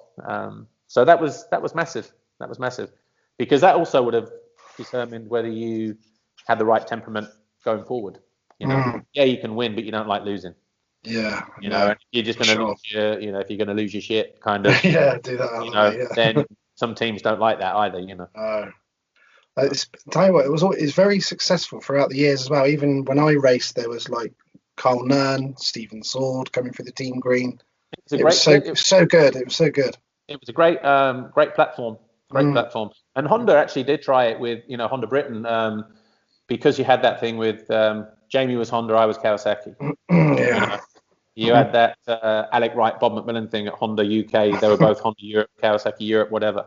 And so me and Jamie, then we had our Kawasaki team. And over the years, Honda would have had people like Stephen Holmes or that's it. I spoke to him quite a bit. Or there were a lot of guys that came through, and so there was a lot of competition between Kawasaki and Honda at the time. Suzuki had done it, but then they kind of tailed off as Kawasaki picked up and Honda picked up. Yamaha with their Motul Yamaha team, Justin Morris, bunch of others. They got involved, but then at the same time, late 80s, early 90s, British Superbike Championship changed, and all the UK money went into Superbike, and motocross kind of got left behind a little bit, really, which was a shame. Right, cool. Next one. Your first full season in the World Championships was 1990 when you were 18 years old. Maybe he's got his facts straight. Yeah. Looking back, if you were given the opportunity again, would you have maybe started off in the lower CCs, or do you believe racing in the 500 category gave you a steeper learning curve the rest of your career? Because it was in the deep end to a degree. Really. It was in the deep end, but like I say, it was one of those sink or swim moments. I chose to swim. Didn't know any different. All I know is that I was riding 125, 250. I was okay. Jumped on a 500, and something clicked where power of the bike, the way that I was riding the bike, it was refreshing. Caught a few people's imagination and that kind of thing. So no, I wouldn't change it. If I didn't feel comfortable on the 500 at the time, sort of the first time I rode it, as I said, was when I was 17, and I ended up having those first couple of races, and then that week with Stuart Coyle, and then the race after that where I'd gone from here to there. Had that not happened, who knows? Maybe I would have been a 125, 250 rider. Maybe I would have done things the right way. A lot of these things go on confidence, and I jumped on the 500 and I was confident. You look good on it, and that was it. So, no, I don't regret it. Cool. What do you believe you needed to do differently in your career to have secured a world championship? Um, Bloody tall telly. yeah. Yeah, I mean, to be honest, I don't know. 91, there was an opportunity there, and it came at the expense of Kurt, actually. You know, I think when he broke his femur in Holland, in Norg, near Assen, actually, I was he was on a flying lap. It was the qualifying practice on the Saturday, and that ultimately gets you into the GP. And then we did time training on Sunday for the grid position. In the morning, yeah. And on the Saturday, I remember coming out of this one turn. It was like the run out towards the woods, back into the sort of open area. And as I came out the turn, the yellow flags just came out. And as I kind of just rolled the jump, I saw Kurt over here and his bike over there. And I was actually the first one to him. I just stopped, went, saw him. I was like, "Are you okay?" Not knowing what the thing, you know. And he just said, "I think it's my leg. Can you get Aaron or, you know, or somebody?" So I was like, "Cool." Aaron was his mechanic, his brother. Yeah. Okay. So literally, I jumped on the bike, went straight into the pit area, and went straight past my pit at Kawasaki and went straight to PM, which is where Kurt was, or his team. And I said, "Kurt's just in the trees. I think he's broke his leg. He wants you there." So obviously they all took off, him, Paul, you know, a few others probably. But and then Alec, I went to see Alec, and he went, "What was all that about?" I went, "Oh, Kurt's crashed. I think he's done his leg." "Yeah, but why the fuck didn't you go and do a lap?" And I went, "Dude, even if I could do a lap, you know, the next lap, the flags are still going to be out. Yeah, so medics are still going to ruin the lap. Yeah, ruin the lap anyway. Yeah. I'm not even sure if they did red flag it or not briefly, but you know, I was kind of shocked really that there was just like no compassion there. It's like, dude, it's your job to, you know, make sure everybody's okay when they fall off. It was like, dude, I've never stopped for anybody in my life. You know what I mean? But I remember stopping for Kurt because he was a mate. You know, I got with him. You know, I got on with him really, really well. So it was the natural thing for me to do. You know. But what was the other part of the question there? Because that was the year he was winning the world championship by quite a few points, wasn't it? He was leading the championship, and I went and won the first race. And then I messed up the start in the second one, went down on the first turn, and then I had probably 2-3 attempts to come through, crash. Eventually wrote the bike off and didn't score, and I think I came away from there 2 points behind Kurt.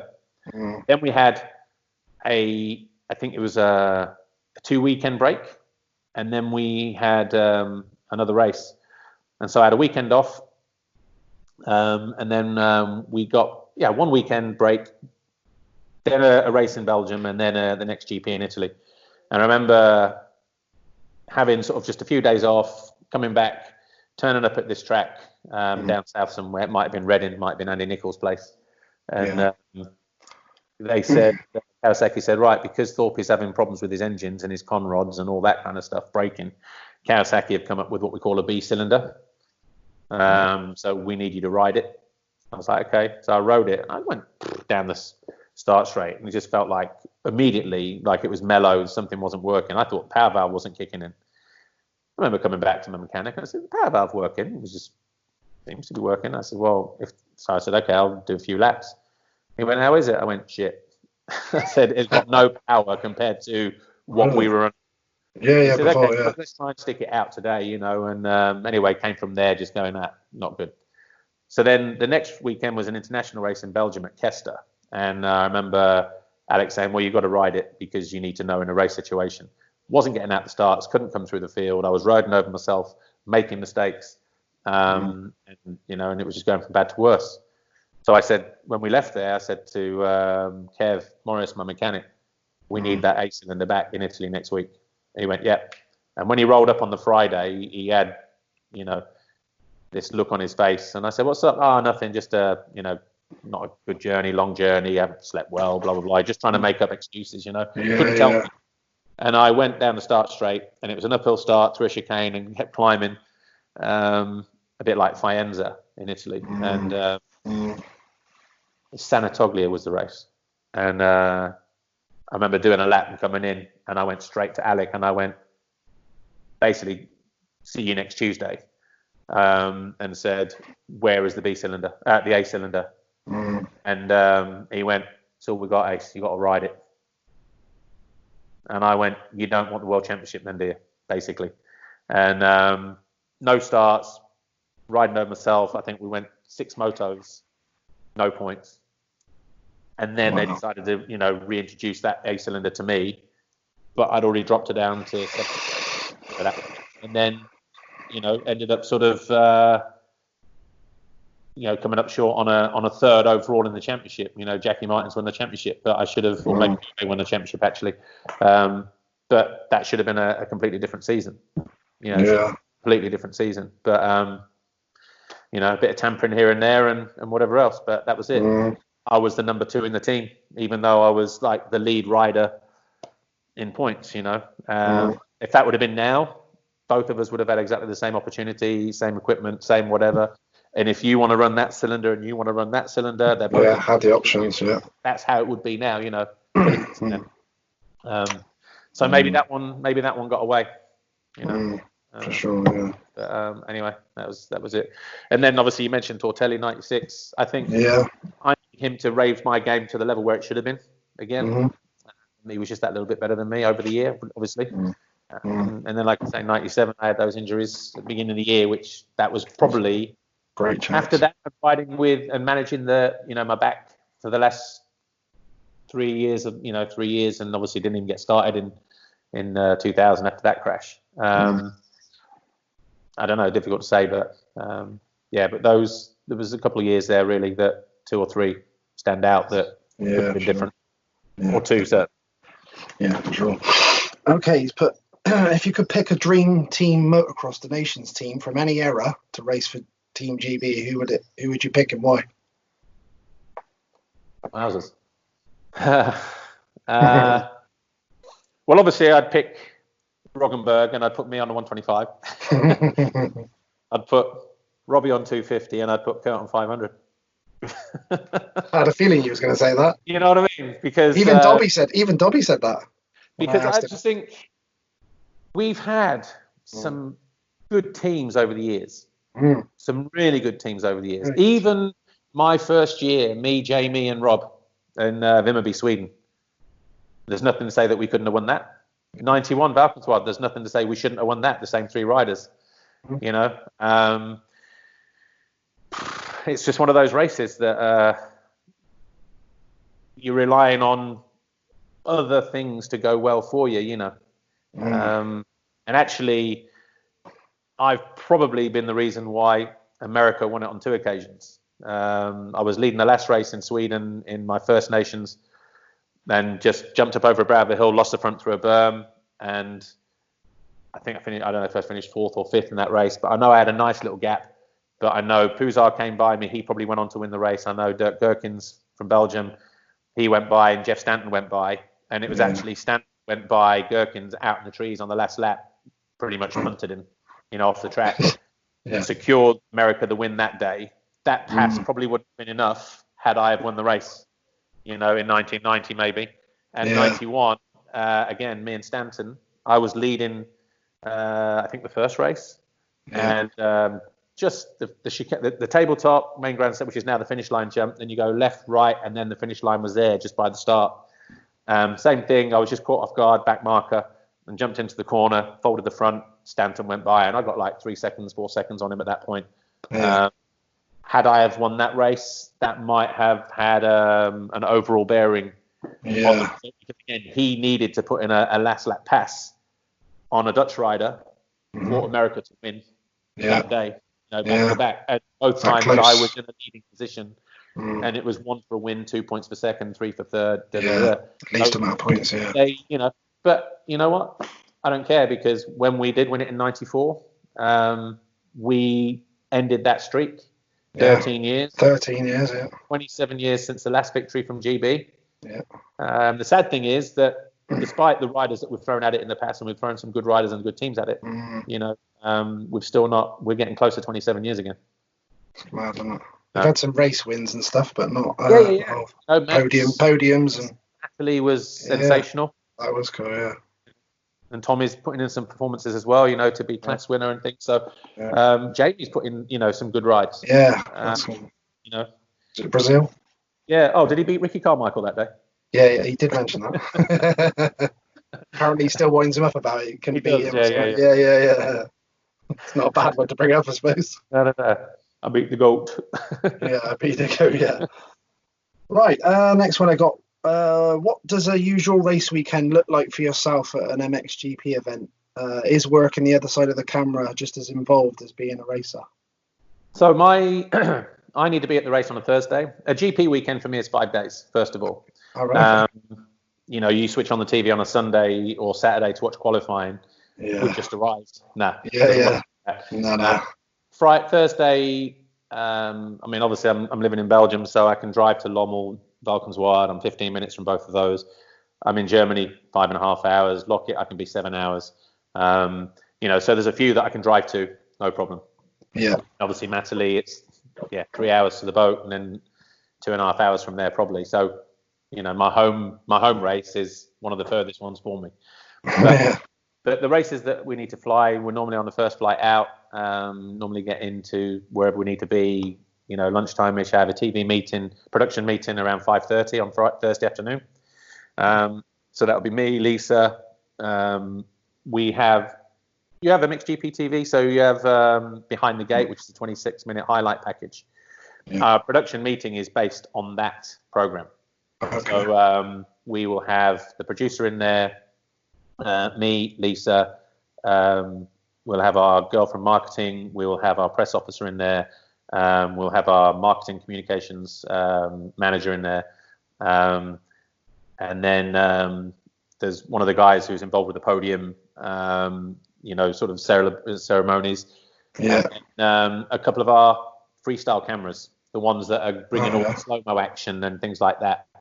And the ones that do the team reports. So that meeting on Thursday afternoon is who are the guests on the studio show, who are the team reports we're doing, are those team reports on location, on site, or are they in town somewhere in a restaurant or at a theme park? Who else are we talking to? What other things have we got to worry about with social media? So this meeting's normally about 35, 45 minutes long, maybe an hour.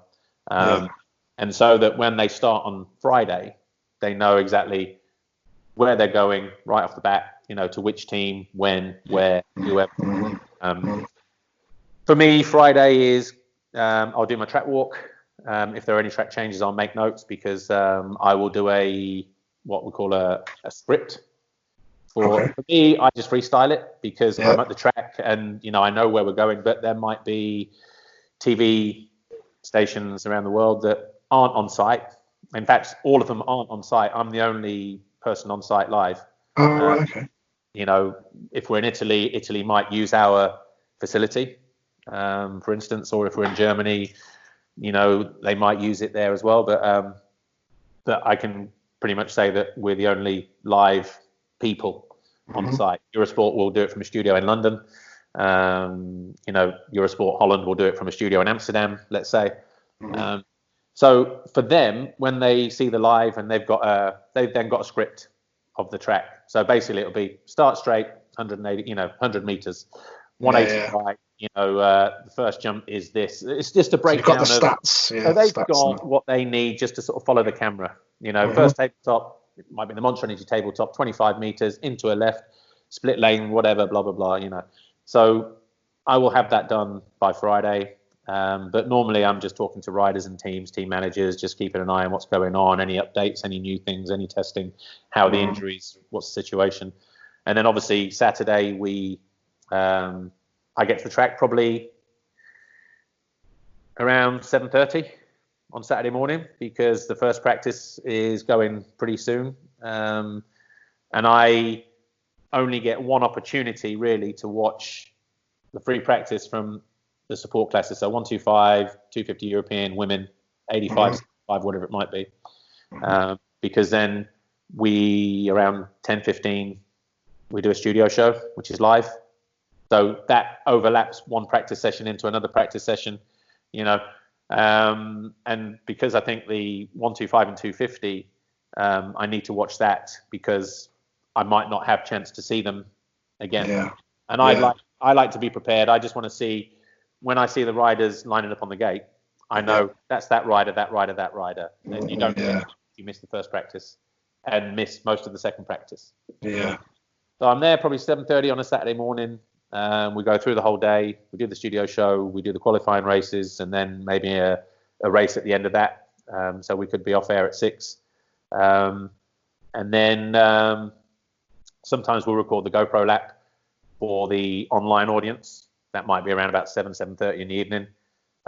So at least 12 hours at the track on a Saturday. And then on Sunday morning, again, I'm probably at the track about 7:30, 8 o'clock. I'll watch the warm-up for the first support race, because obviously they get their 3 laps, go straight back to the waiting zone, and then we're live with the race about 10 minutes later. So then we're 6 or 7 races on race day. And then we'll do news highlights probably an hour after we come off air. So around 7 o'clock on Sunday night. They're the ones you see on, the websites, where this is what happened at the second round, blah, blah, blah, blah. And it'd be race 1, race 2, with podiums, interviews, whatever. And then in the past years, so we tried something new this year, but for Behind the Gate, we would do a very specific highlight of the race.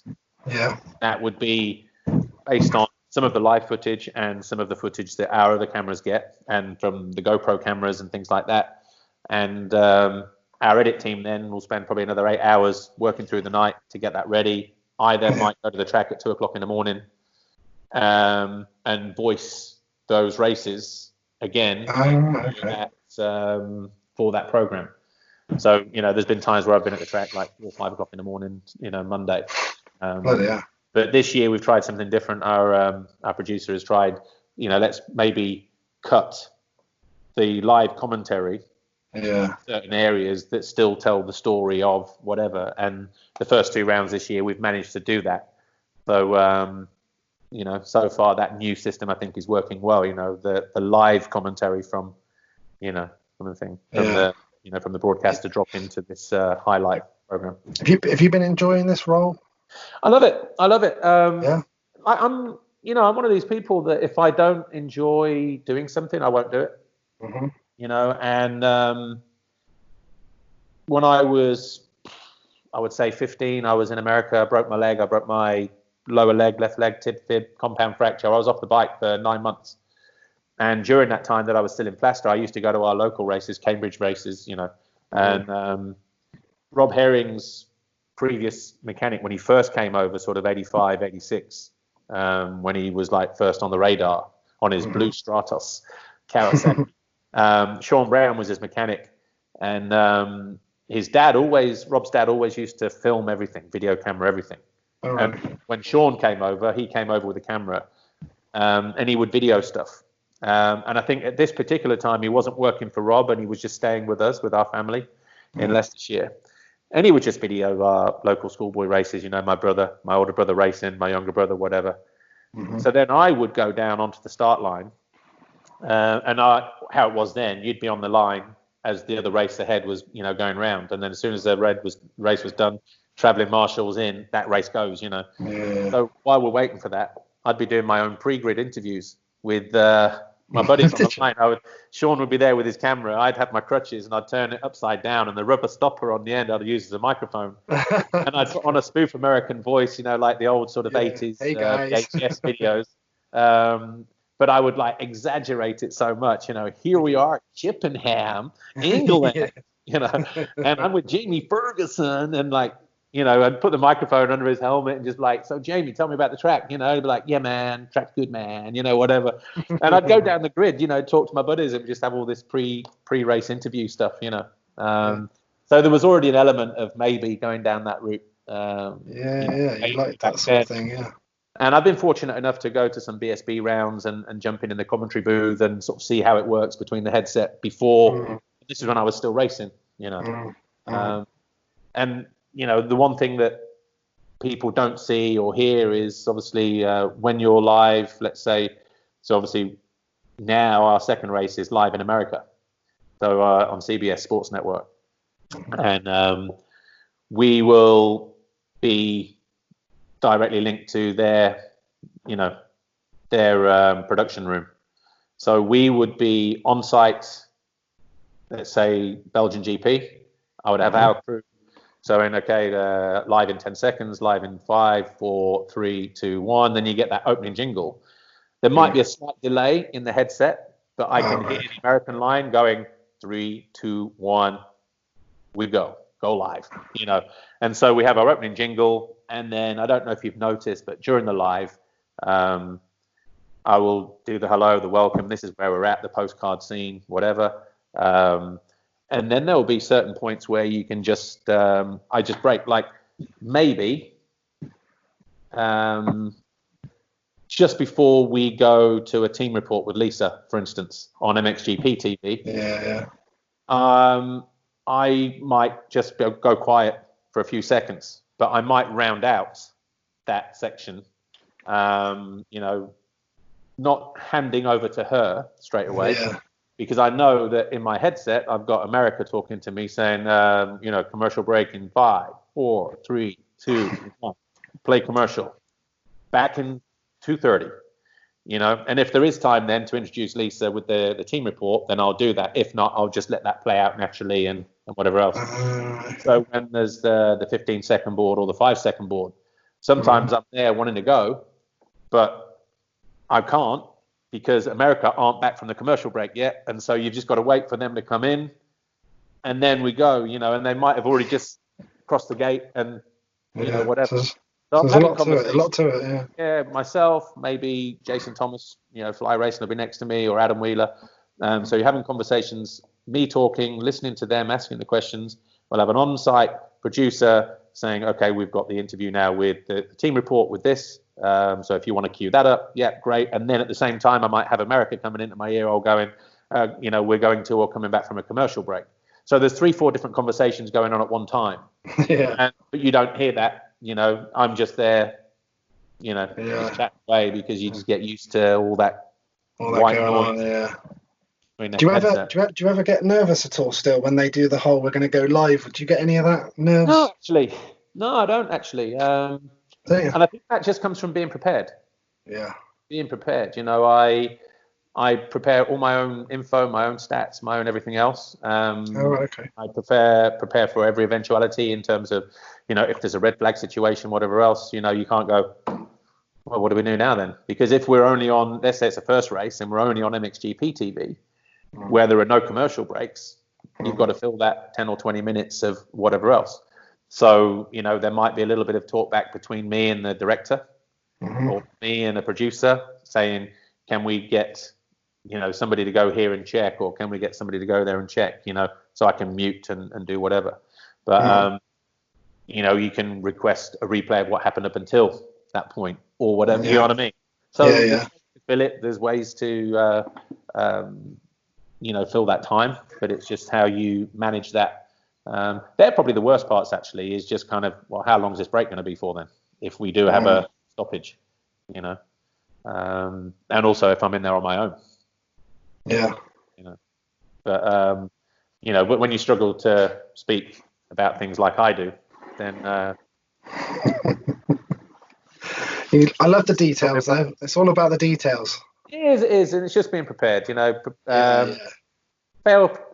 to prepare to fail is a phrase that I've known for years and all the rest of it. And it's the same as a rider, whether you're working in management in a top corporation, and it's the same with TV.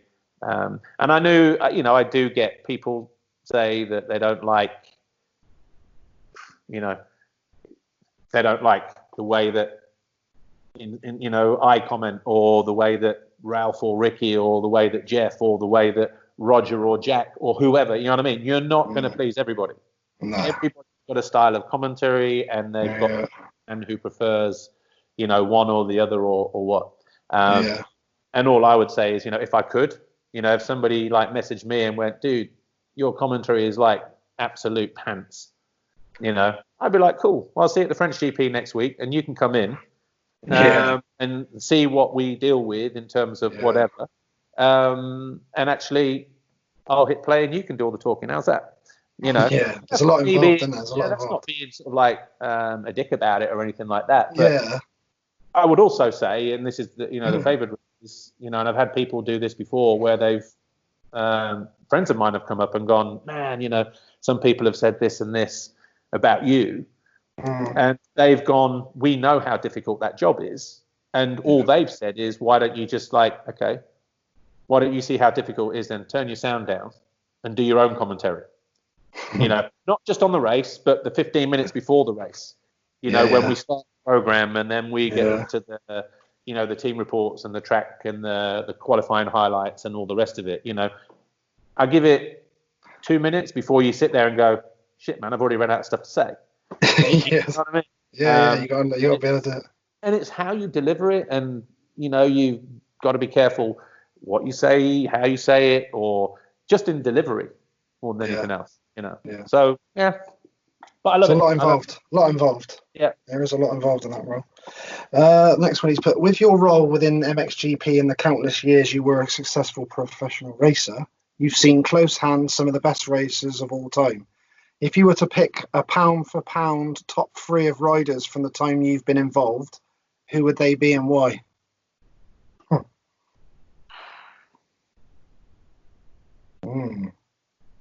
My top 3 all-time best riders. You can tell he's a boxing fan, pound for pound. Yeah. I like that. I love that. I don't know, to be honest. I know. Oh man, who would I say? Who would I say? I think right at the very top, you would probably have to say Stefan, just because of what he's achieved, and the way he did it. You know, because it wasn't always easy for him. You know, you've got, you know, he won his first title, didn't win for 3 years, and then his 4th year he won again on a Kawasaki. You know, won 3 in a row, and then 2 years out injured, and then he had to kind of redevelop and reinvent himself again. You know, and then he won 6 in a row. So you know, the race wins, the Grand Prix wins, the titles that he's got. I think you know, yes, he's been in some fantastic battles as well, I'm sure, and but just the way that he went about it, and I think I don't know, to be honest. I mean, Jean-Michel Bayle, I was a kid, you know, we didn't really see it live on TV then. I just remember reading about it. I've seen him race. I saw him on video and things like that. And like, as a kid, like most people, and he was very much a stylist. I'd see him a little bit later, you know, the US Outdoor Nationals, doing what he did in America before he ended up, you know, going road race. I would say he's probably right up there as well. And then after that, I think we're looking sort of more towards the modern era, really. I mean, you can go down a list of who, but, you know, if you look at the top 10 Grand Prix winners of all time, you know, and in there you're going to have Stefan, Tony, Jeff. Probably 4th is more likely Smets, then Joel Robert. Then you're going to have Mikael Pichon's going to be in there, Torsten Hallman, Roger DeCosta's in there. Who else is going to be in there? Heikki Mikkola. You know, 10 guys, and you go, well, yeah. How many of those though were, and Joel Robert pre me? Didn't see them, you know. Just a case of, you know, who would you put in your top 3 of all? It's top 3 that you've seen, you know, riding. And I think it's different. You know, you got to put Tony in there. You got to put Jeff in there. You know, maybe just because, again, what they, you know, Tony, because no one thought anyone would get close to Stefan, and he's 9 on 89 victories. And Jeffrey, I think, just because he's, you know, he's taken some crap over the years, you know, for the match, stayed in MX2, but he's through some pretty horrific injuries. And he's a 4-time, you know, Geis is on form, you know, he's won 3 titles, you know. And they've all been in, I mean, one of the best races probably was of last year, last year was probably Trentino with Tony and Tim, you know. Jeffrey and Tommy at Matterley in 2012. That was amazing, So it's difficult for me to pick 3. Difficult. You know, there was a race, Ken de Dijker went 1-1 on a Richie Yamaha in Teufenthal 2009, I think it was. And Tony was on him right at the end. He left his Tony time too late, and Didika went 1-1 on a Yamaha, beat him by less than a second in the second race. So there's performances. We're talking performances, or we're talking overall. It's difficult. There's been a lot of stuff in the 12 years that I've been there. There's been a lot of good action, a lot of good races, and some good title challenges and races as well. Okay, cool. I'll call that the end of part 3 for a second. Right. Is it going again? Right, it's back up and running. Back with Paul Malin for part 4. Here we go. You moved to Yamaha at the end of '92 after many years, obviously, riding with Kawasaki. How did this move come about, and how long did it take you to feel at home racing a different manufacturer bike? And in hindsight, do you feel the move was beneficial or detrimental to your career? Oh, it's definitely beneficial. Yeah. Basically, the '92 season didn't start great. I wanted to stay 500. Kawasaki wanted to go 250. Yeah. That decision was made sort of fairly late on. And then... so when you had the Fox gear and all that, yeah. And then I would say that at the start of '92, the first... I'd done one race since the close of '91 British Championship season. So we finished GP, we did Motocross Nations. There would have been a couple of 125, 250 rounds, maybe a British Championship round. We would have been done by October. I remember Percy wanted me to do the Supercross there, and the guy who was trying to get me to do it, Pat Boulon, a French photographer, is no longer with us, but he said, "Oh yeah, we need you in Paris. We need you in Paris." I was like, "Cool, yeah." So we agreed a deal, and I said to Alec, "I'm going to Paris," and he went, "No, you're not." I went, "Well, I've already done the deal," and he went, "Okay." Well, I said, "So I just need a 250," and then I didn't get a 250 till about 3 days before the event, which is about 6 weeks later. And so he didn't want me to do it. And I was pushing. And eventually I got a 250, but it was a stock 250. Didn't even have my own suspension. Didn't have a chance to test. There was a guy, Clive Boosie, who was a collector of vintage bikes in Northamptonshire. I don't think he is anymore. I think he's offloading them all. But he had a track around his place. And that was the only riding I got to do before I went to Bercy. It was outdoor. It wasn't even a Supercross track, and it was wet. Oh, dear. So I just had literally no preparation ahead of it. So I did that race 2 nights or 3 nights maybe then, I think it was. 250 went back. And I was expecting to go 500 the following year. So the 250 went back. I didn't ride all of December, and I think second week of January maybe. Third week of January. By now I know I'm going 250, and they said, "Oh, we're going to get out on the bike for the first time next week." And I asked if it was a factory bike, and they said yes. And I got there, and it was a stocker, not even been running. And I remember it was at Chippenham Wild Tracks. Oh yeah. Cambridgeshire way. Sandy. It's a bit sandy. Yeah. The track wasn't even that bumpy. It wasn't even that bumpy, and I just. I was running the bike in, and Alec, I came in after about 15 minutes. Alec said, "What are you doing?" I said, "I'm just running it in." "You don't need to fucking run it in, Ace." You know what I mean? I was like, "Well, it's cold. It's about 4 degrees. I'm not just going to go 2 laps and then, it'll be all right." I was like, "Nah." So I just took my time, did another sort of running session. And then towards the end of that, I just started just to sort of, just pick up a little bit of speed. I wasn't even 70%. And there was a long left turn through a bank, and there was a hole not even that big. And I just caught that back end, expected to soak it up, and it just flung me down the track, knocked myself out, dislocated my shoulder, cracked my ball joint, and then missed 6 weeks of the pre-season. Yeah. To the point where the bike was developed by somebody else, a magazine test rider, and somebody that was a completely different style to me. And so when I got on it, and it was the first time I rode it, was literally Canada Heights British Championship round. And I think I crashed in the second corner twice, both times on my shoulder. And it was when it was 3 races, and they brought in this stupid rule that if you didn't finish in the top 24 at the first round overall, you needed to qualify at the next round. one of those. God. You don't want to be in that situation. Yeah. So the last race, I think I started third or fourth, and I think I dropped down to about eighth. I'd got no skin on my hands. My hands were completely blistered. I'd literally not ridden in 2 months because I didn't do anything in December. The one time I rode in January, I'd, wrecked. And this is now beginning of March. So just not ridden. And so the Inquisition was, at the end of the day, what the F, just in attack mode the whole time. And I said, well, clearly, I haven't ridden. I haven't been on the bike. I'm not fit.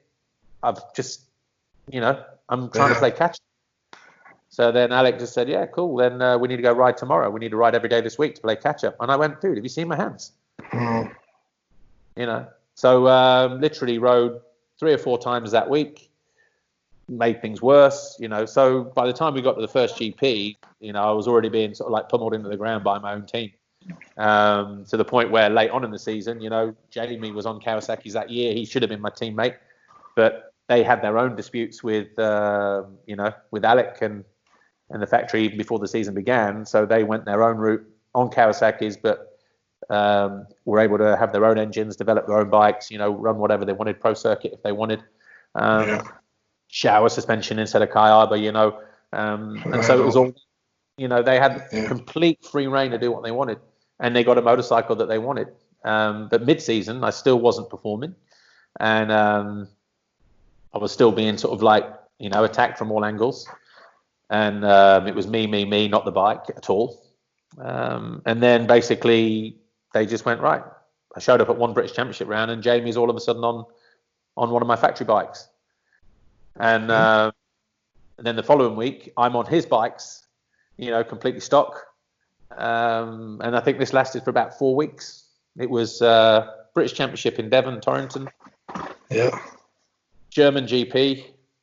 Not sure where that was. Bilstein rings a bell. Not sure. Sills GP, 92, and Ireland, Killinchi. Oh, yeah. The GP in Fox Hills in 92, I think I got a third in the first race. I think it was fifth in the Yeah, I second. remember that. Yeah, I was there. That was probably the best bike that I had all year, and it was a Bitzer. It was basically I don't even know what it was. I remember going down to collect a bike because I'd blown a shock on my practice bike in the week. And I went to collect it, and my mechanic at the time, he went, I said, joking, I just said, what am I riding this week? And he went, I think you should see the boss. So I literally went into the office, and Alec was sat there, and I said, so what am I riding this week? And he couldn't even tell me. And I think I had a stock frame. I think I had a factory top, a stock bottom, a friggin' left fork was different to the right fork, a shock from 1948. It was just complete mishmash of a bike. I just got on and rode it. I had a gearbox problem in the last race, I know that, but I had a third and a fifth. And then we go to Ireland the following week, and I'm back on full factory stuff again. Jamie's back on his, I think actually that was the last weekend Jamie was on the factory bike, and the thing seized on him while he was leading the race. And it was like the infamous helmet over the trees moment. Yeah. But yeah, so that was, it was, there was a lot of bad feeling that year within the team and all the rest of it, and blah blah blah. Must have played with your head a bit, must it? Must play with your head, not know what's going on. It was a mess. It was a mess. I was injured at the beginning. Actually, I spent a lot of the time injured. I injured my shoulder at the beginning of the year. I remember going to the British Grand Prix, the 500 Grand Prix, the 250. There was a support class, and I was just going to ride my 250 there. And Alec went, no, you need to ride the 500 from last year, the SR. I went, dude, I've not ridden it in more than a year. And we went and rode it one time before Hawkstone, and just didn't feel the same bike at the time. Just didn't feel right. It didn't. And anyway, the thing seized on the. I'd done one lap, got to the top of the hill, started the second lap, and the thing seized on me.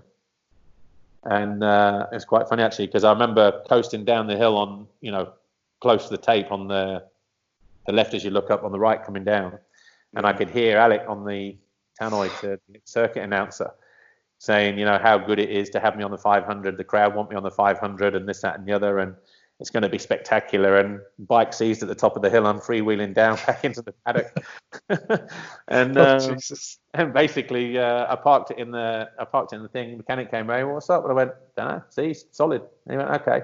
And then he basically said to me, yeah, we've cleaned it up for the, for the race. I went, you've cleaned it up. You've not even, oh, it's just a scorch on the piston. You're all right. Or whatever. I don't know what his exact terminology was. And I just ended up going, no, I'd rather take the 250 out. So I took the 250 out. And it was a 250 that hadn't been serviced, that they just put in the back of the van as a parts horse.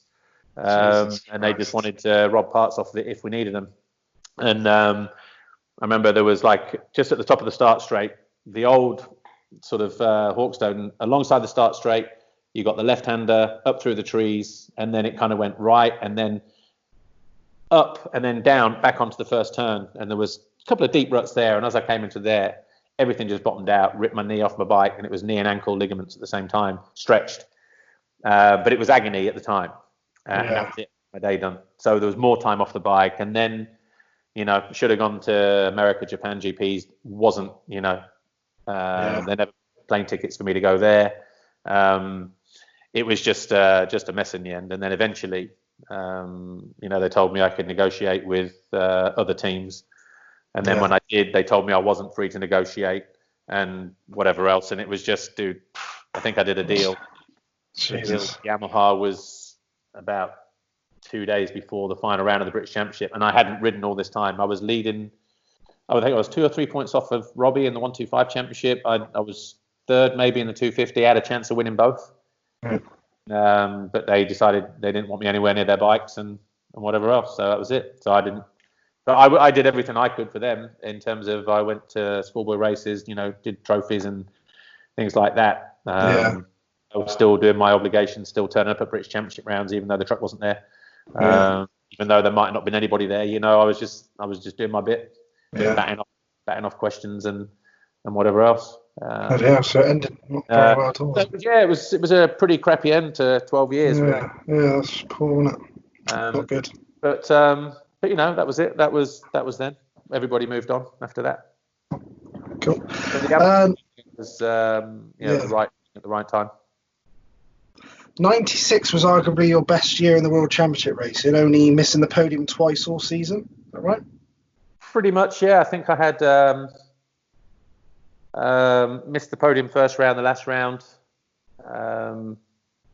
Maybe. You also secured your maiden British Championship that year too. The question is, what clicked in 96 that maybe didn't in other years? Were you fitter, mentally stronger, experienced, or a better bike? I don't know, a bit of everything really. I remember going to Australia. I remember going to Australia in December at the end of 95, and 2 laps from the end there was like a little left-hander, a little rut, and it was in the Perth Oval football stadium. So it was an outdoor supercross. And it was left, small little double, probably waist height, not even, probably just slightly higher than waist height. And then you land into the right, down past the main grandstand for a couple of jumps, finish line double, whatever. And late on in the evening, moisture's coming out of the ground. My front was in the rut, the back was just on top, and it was only a little shallow rut. And I was just getting on the gas, and the thing just started to break. But because the jump was right there in the corner, high-sided me, knocked me into the second one. I broke ribs, collarbone, lung, gash in my elbow here from the foot peg. Anyway, I got home, and I wasn't, because it was December and it was like really cold, and I had to have the lung reinflated and all the rest of it, blah, blah, blah. It was collapsed lung. I flew home and the lung collapsed, actually. So I was in hospital for a week, getting that sort. Then I was off. I didn't actually ride or train until early January. And the season started in March. But I'd already got, we'd already been down to France at the beginning of the year, or Spain or wherever, I don't know, we were testing. And then, just the bike we had was great. Full Rinaldi spec. Suspension was, awesome. And even though I'd not been able to train, I think my sort of memory, sort of muscle was right where it needed to be and that kind of thing. So I was able to sort of pick up relatively quickly. And I think the confidence in the bike also allowed me to pick myself up that little bit extra, going into the pre-season races, Hawkstone, British Championship, whatever. And then, that was it. And then I think first GP was in Italy, near Venice. And I remember Max Bartolini won both races that day. I can't remember what I did in the first race, but I know in the second race I had a rear wheel collapse. And the same weekend, same race, it was Tortelli lost a front brake cable or something like that. His caliper came off. And he came in, they cut the caliper off, and so we both had a pretty, saw that. Yeah, I remember that one. First round. But then he was back on the pipe in Switzerland, I think, and I got on the podium in Switzerland, and that was it. I'm like, cool, we're back. I think I tied third in Spain, but most of the GPs, we were on the podium, always fighting. Me, Tortelli, Vial, occasionally Bob Moore. Those races are good. There were some hot rounds there as well that year, but we got through it. Cool. You stopped racing in 2000. Was this a tough decision to make, and how difficult was it adapting from being a competitive racer, which you'd obviously done from a very, very young age, to being the other side of the fence at the race weekends? Yeah, it was a difficult decision because I wasn't ready to stop. I'd crashed at the beginning of 2000 at Canada Heights, Yep. I tried to ride Australia 2 weeks later. That didn't work out. I got back. I left Australia on the Saturday afternoon. I landed in Manchester Monday morning, Sunday night or Monday morning. Yeah, Sunday morning, I think it was, because of the time difference. And then I ended up seeing my physio in Huddersfield. Initially, he'd done some contacts, done some chasing around for me, and said, the guy that you're already seeing is the guy that needs to do the surgery for you. Okay. So Monday I called him, John Webb, I believe his name was. Wednesday I had the scan. Friday I had the surgery. Sunday I came out of hospital. And then it was just, the information I got was first 3 weeks, keep your back straight, don't bend at the back. Do no exercise, 6 weeks light training, 12 weeks, you'd be back on a bike. I was like, okay, cool. Got to about 10 weeks. And I remember getting out of bed. I'd had a fantastic training day the day before, and I got out of bed and I couldn't move. My whole body had gone back in spasm. I managed to get myself down the stairs, into the car, drove, the other side of Nottingham to the place where I was going for physio and where the surgeon was. Yeah. And the same thing as when I crashed at Canada Heights, I wanted to walk in. The pain was so intense and the spasm in my back was so great, and the curve of the spine was just all over the place, that every step I took was getting shorter and shorter and shorter. And if you can imagine the burn of arm pump, I had that in every single muscle. Everything was just doing that, back from my shoulder blades down. And I literally, my hips were at that angle.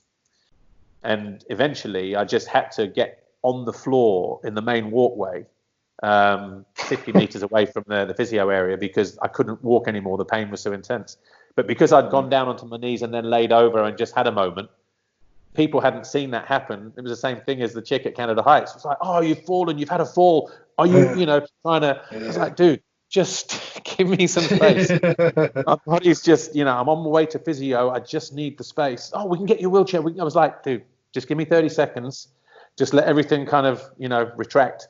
And then I'll be okay, and I did. I walked to physio, and my physio, Louise, she walked in with me, and she was like, dude, you're a glutton for punishment, eh?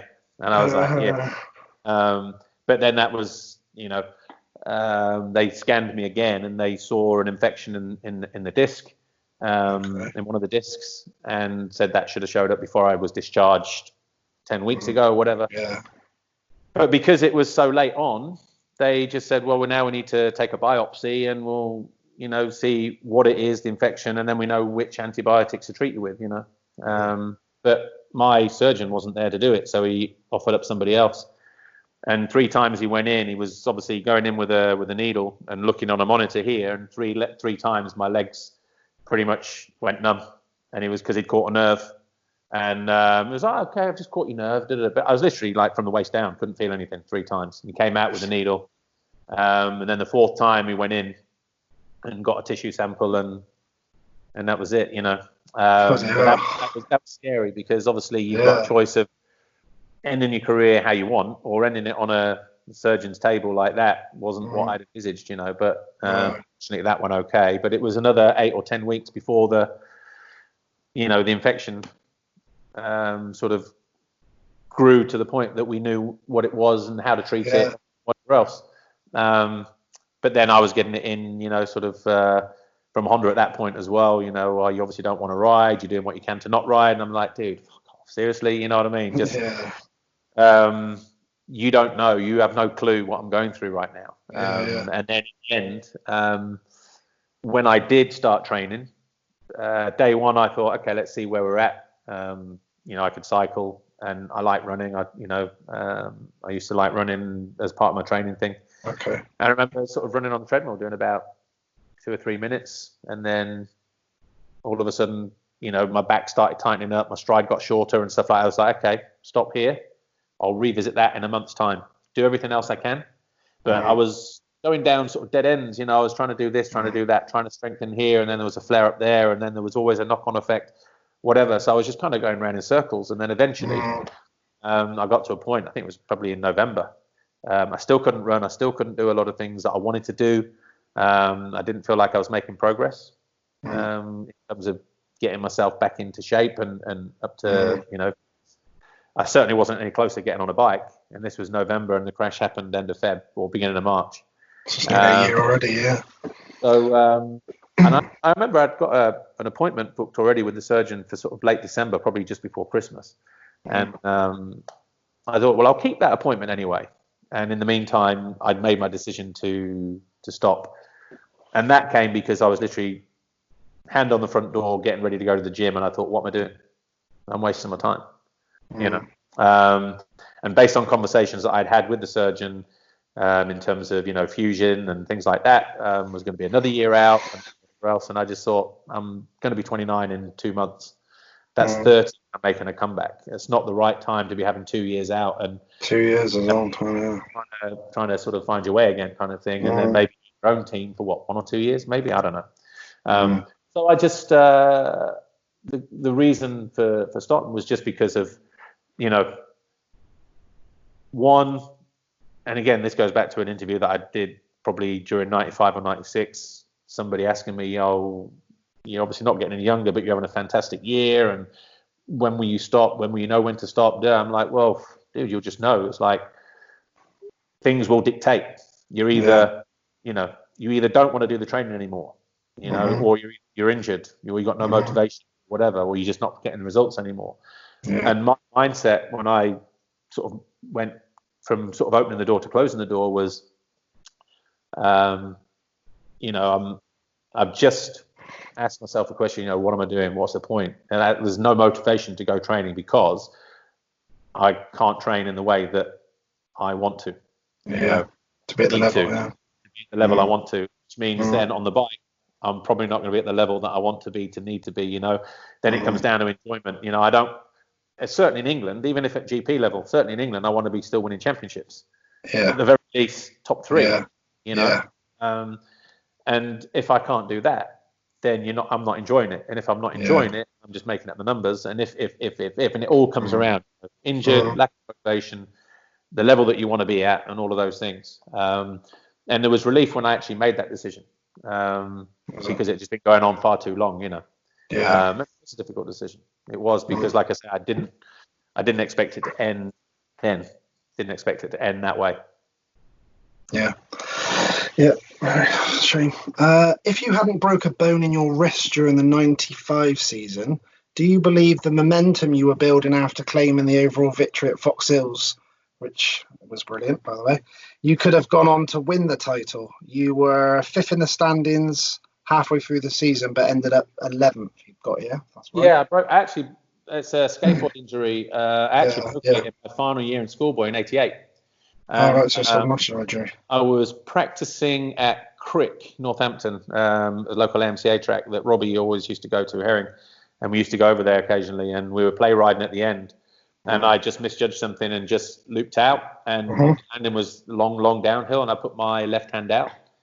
And didn't feel anything break, but when I picked myself up, my whole hand was immediately aching, and I could clench a fist, but I couldn't move it too cleverly. You know what I mean? So I thought, okay. Very strict in. And then it started getting worse that night, and my mum said, "Come on, we'll take you to living in Leicester then, so Leicester Royal Infirmary. And basically the guy looked at it, he said, it might be a scaphoid. Might be, not sure, because these things don't always show up. Come back in 10 days. Well, in 8 days, I think might have been a BSMA final actually in Wales, in Knighton. Was it? Or a semi-final maybe. Knighton, Wales, on the side of the hill. I know it was muddy. And I remember I could clench and I could go down with my wrist. I could go out to my left, but I can't come in to the right. It was locked there and it wouldn't go back. So I thought, well, I'm going to need that movement, in some instances. So I adapted a new riding style with my left hand slightly forward on the bar to allow for any movement here if I needed it. And I got through the weekend, got through the year, no problem. I thought, okay, maybe it wasn't broke, maybe. So I never went and got it looked at to even know if it was a scaphoid. So then the New Year's Day race, Hawkstone, beginning of '89, where the sort of start straight is now, I guess they go up and the left hand and then they jump into the trees. Had a crash off of there and slammed the hand into the ground. Went and had it looked at in Derby, and the guy went, you had any problems with it before? Actually, no, the chick wanted to put me in cast straight away, but I couldn't put my wrist back because of the previous, it still wouldn't go back and it still wouldn't go in, inwards that way. And so basically she was like, oh, well, I don't know if it's broken or not, but I'm going to put it in a cast anyway. I was like, dude, why put it in a cast if you don't know? Well, I've got to because it'll stabilize it. I'm like, yeah, but if it's not broke, it doesn't need stabilizing. Anyway, he put me in a cast a week, but I came out of cast after seeing a specialist because he'd said, because I was doing mock exams and I was in a big clunky cast. I'm left-handed and it was my left wrist. And so I couldn't write. And he took the cast off and he said, have you ever had a problem with the wrist before? I said, yeah, but I haven't broke it. And he said, yeah, you have. See this line here? That's an old fracture that's reopened and it's a scaphoid and it never healed. So he said, if you want to, carry on riding, see how you feel. If not, give us a shout. So that was that. Carried on, rode through all of '89, and then the beginning of '90, first GP I think was Falcons Ward. Qualified on the Saturday, and then Sunday morning in the time practice session, you come down the first hill, under the crossing bridge, and then up the next hill. It was a little bit more of an elevation on there back then, not much, it was just a bit steeper. Got like that, got slung off the back down the track and smashed it again. So I thought, right, I need to go see this. And I think I went and saw Mr. Hadfield, who was the FIM doctor, but he was based in Chertsey in London area. And he said, right, you've got 4 options, because I could, like I say, I could clench, I could go down, I could go out, but I couldn't come in, I couldn't go up. And he said, option number 1, we can screw it together. Problem there is if you have another one of those impact injuries, the bone is so small there that the metalwork in there will just cause the bone to shatter. Option number 2, we can take it out and put in a plastic insert that mimics a scaphoid. Option number 3, we can take out the scaphoid and leave it out. Or option number 4, we leave it as it is. He said, with the surgery options, I can guarantee your movement, but I can't guarantee your grip. I went, I'll leave it because I've got grip and I can't ride without grip. So I left it. So basically since '88, I've ridden my whole career with it, and it's still broken. The scaphoid's still broken, still opened up. It never healed. I still got restricted movement with it, the same as when I first did it. And when I won at Fox Hills in '95, and then had that just a back marker again cross line on me on a jump, and I got pitched and I didn't land on the downside. I landed on the flat, but it was on a downhill. So I cleared the downhill that I landed and just jarred it. I knew straight away. But a couple of hours later, I could ride the second race. It was just one of those. But so the first one, I was charging through the field. I got up to about 4th, and I was within a couple of seconds of the top 3-4 guys. I think it might have been 5th. And not even riding over myself, just everything was clicking. And then I had that DNF'd. And then I rode the second race, and there's a long high-speed right-hander there, and I had a front flat. And massive washout, and just cartwheeled for about a week. And didn't finish that one either. And obviously front flat, so I couldn't. So that was the double DNF there. But, when I re-injured that was already a 6-7-year-old injury that had never healed. That I, at that time, still couldn't get a good surgeon to, do anything sort of. I could probably go see somebody now and they can probably fix it all, but no good now. Bloody hell, so you rode your whole career for it. I didn't know that. I've got a question here. I've got a couple more left. If you were able to ride just one motocross track for the rest of your life, which track would it be and why?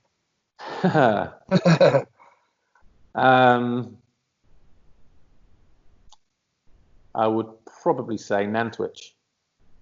Yeah, let me see. Nantwich, great track. Yeah. I just like the flow of it. I'd ridden there as a schoolboy from, with Northwest as a kid. We didn't do the adults track. The adults track, the start used to go left and down. And obviously when we raced there later on, it was obviously safer to go right. But always enjoyed riding there. In fact, the last time I raced there was probably 99, and it was muddy, and I won all 3 races and all but won the championship, the penultimate round that day. So that was, and one of those races I was in an intense battle with Rob Herring and Paul Cooper. Sort of got by Coops, got by Rob eventually. All of us eating crap off of each other's rear wheels, like the whole moto. But me and Coops were in a battle for the championship. So it was important that I beat him. Yeah. I won all 3 races that day. I think I did that Ling that year as well, earlier on in the year. So, yeah, that was good track. My favourite nations track was probably Vimmerby in Sweden, the first one I did in 1990. And funnily enough, I can remember the start where it went and left, and then there was a few times left and right. I can't remember the whole of the track. I just remember I enjoyed being there and how deep how rough it got, and how relaxed I was when I was riding there. I think I had a gearbox. I was stuck in gear in one of the races, in the first races I was coming through, that halted my progress. And like I say, my last race, I was in race 1 and 3 that day. I just tucked the front while I was leading, and dude, I was just in my own world. It was just felt so easy. Just a lapse in concentration, just hold the front in a turn and just jumping up into a corner. But anyway, we got some revenge a few years later. Yeah, definitely. We'll remember that one. Is there any out of the current crop of young guys coming through this country, the UK? Do you believe there's anyone out there that's got it in them to do really well? Any names? I hope Conrad. Yeah. Conrad, just because he's been touted for a few years and it's just not happened for him. And then obviously Ben. I mean, Ben only lives across the way from me here. Like less than a mile away from me. But obviously it's his last year in MX2, but that's not to say that he can't win it this year, and it's not to say that he can't win in MXGP. He's a big lad. He's tall. He's the weight is going to be a problem for him to try and keep that weight down. So I think the way that he rides, and I think he's stylish, I think he could be a surprise in MXGP. A lot of it is also going to be on what team he can get on next year when he goes up, and what equipment he gets. And obviously there aren't a lot of those rides available, but then there are a lot of contracts up for grabs at the end of this year. So things might fall into place. Yeah, a lot of movement and all that. Will be. Okay, cool. But I think those two, just off the top of my head at the moment, obviously a little bit lower down, you've got probably Joel Ritzy. Still riding Europeans at the moment. But after that, I don't really see anybody. I only say that, there might be guys out there, but there aren't enough English or British riders riding either in GPs at the moment, or even at least in Europeans, coming through the system, 125, 250. And until you get that, they need to be riding at that level week in, week out to elevate their own game. Yeah, get their experience. And when they get there, they get noticed. And when they get noticed, they get on teams. When they get on teams, they get equipment. When they get equipment, they're in amongst a whole new world of experience and teammates and knowledge and whatever else. And the support system is radically, is radically different to trying to do it on your own, you know.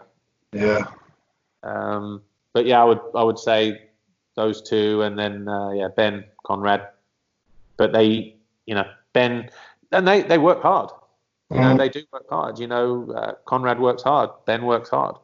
I see Sword is helping Conrad, isn't he? Yeah, Conrad and Bass Varson is. Yeah, I've seen it. Yeah. So he kind of joined the party kind of midway through last year, really. So that's good. And you know, speaking to Bass, loves working with him. You know, so that's cool. That's good. Yeah. Oh, cool. Got one little funny one just to finish off with. Cool. During your time racing on Boost Yamaha, how many Boost chocolate bars did you consume during the course of the season? Is that a fattest question? Yeah, I look like I'm still eating them. To be honest, we never. I mean, the Boost thing. I love a Boost. The Boost thing. The Boost deal was actually quite disappointing because you know, that was all geared for road race. You know, I think we were sold as the poor relation at the time. You know, like let's go to Cadbury's Boost. This is what we're going to offer you: British Superbike Championship. You know, and it was Neil Hodgson, Jamie Whittam, or Neil Hodgson, Chris Walker, or whatever. You know, and Boost everywhere, and all the rest of it. And as a sweetener, we've also got a motocross team where we can have that truck all stickered up and on the shirt and whatever else. I don't think our deal was directly affected. I don't think if we did, we saw very little in terms of extra money coming in. But it all looked good from the outside. And I think the only time I saw Boosts were the British Grand Prix when they were just kind of in the hospitality that Dixon set up. Never saw any before or since. Didn't you? You know, so only for that's what I remember. I might be wrong, but that was it. And I liked Boost as well. So you know, if they're only left over, I might have took them and stuck them in a car on the way home. They probably didn't make it to the next race though. That's the problem.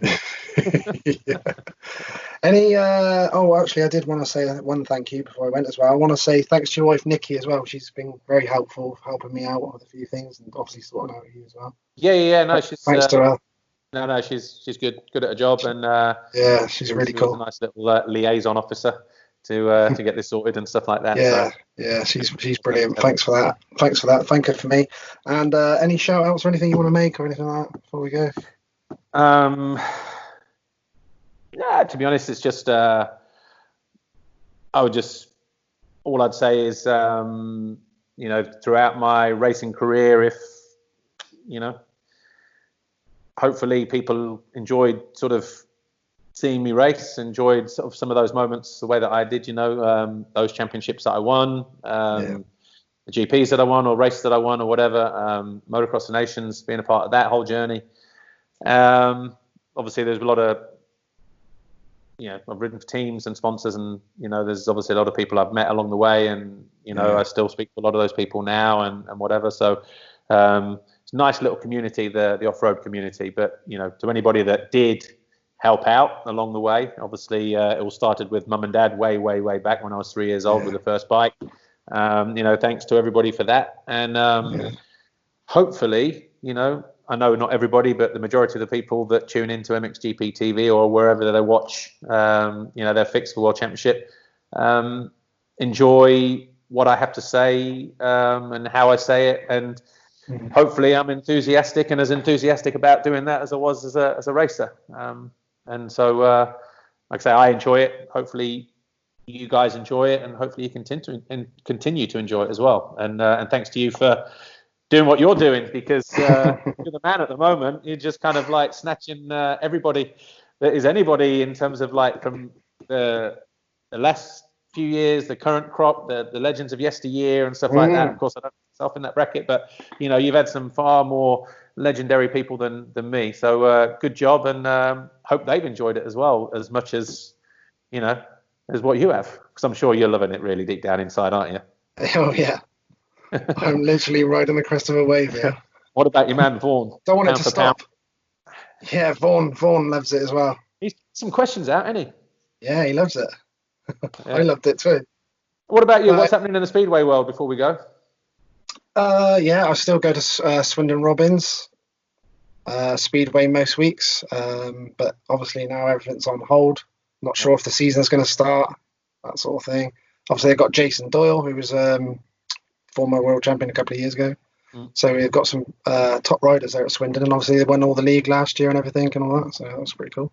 Yeah, an old buddy of mine actually, probably your opposition, the old Witches, Chris Louis. Chris Louis, yeah. Louis just had a birthday a couple of days ago, so obviously happy birthday to him on the other side of the country. But Chris used to ride motocross with us as well. Did he? Yeah. I didn't know that. Yeah, Cambridge, Chippenham, Mildenhall, that was his kind of area. I didn't know East that. Anglia.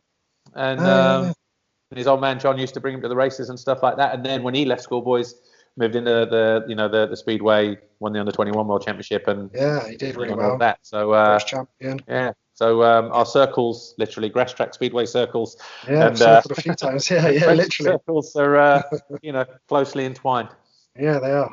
But anyway, no worries. Really appreciate your time, Paul. Thank you. You were a British legend, mate, and I really enjoyed your career. Followed it all the way through. I thought you were outstanding.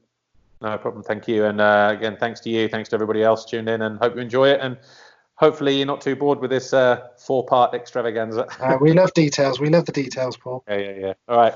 See you all soon. Thanks ever so much. Thank you very much. Top man. Thank you.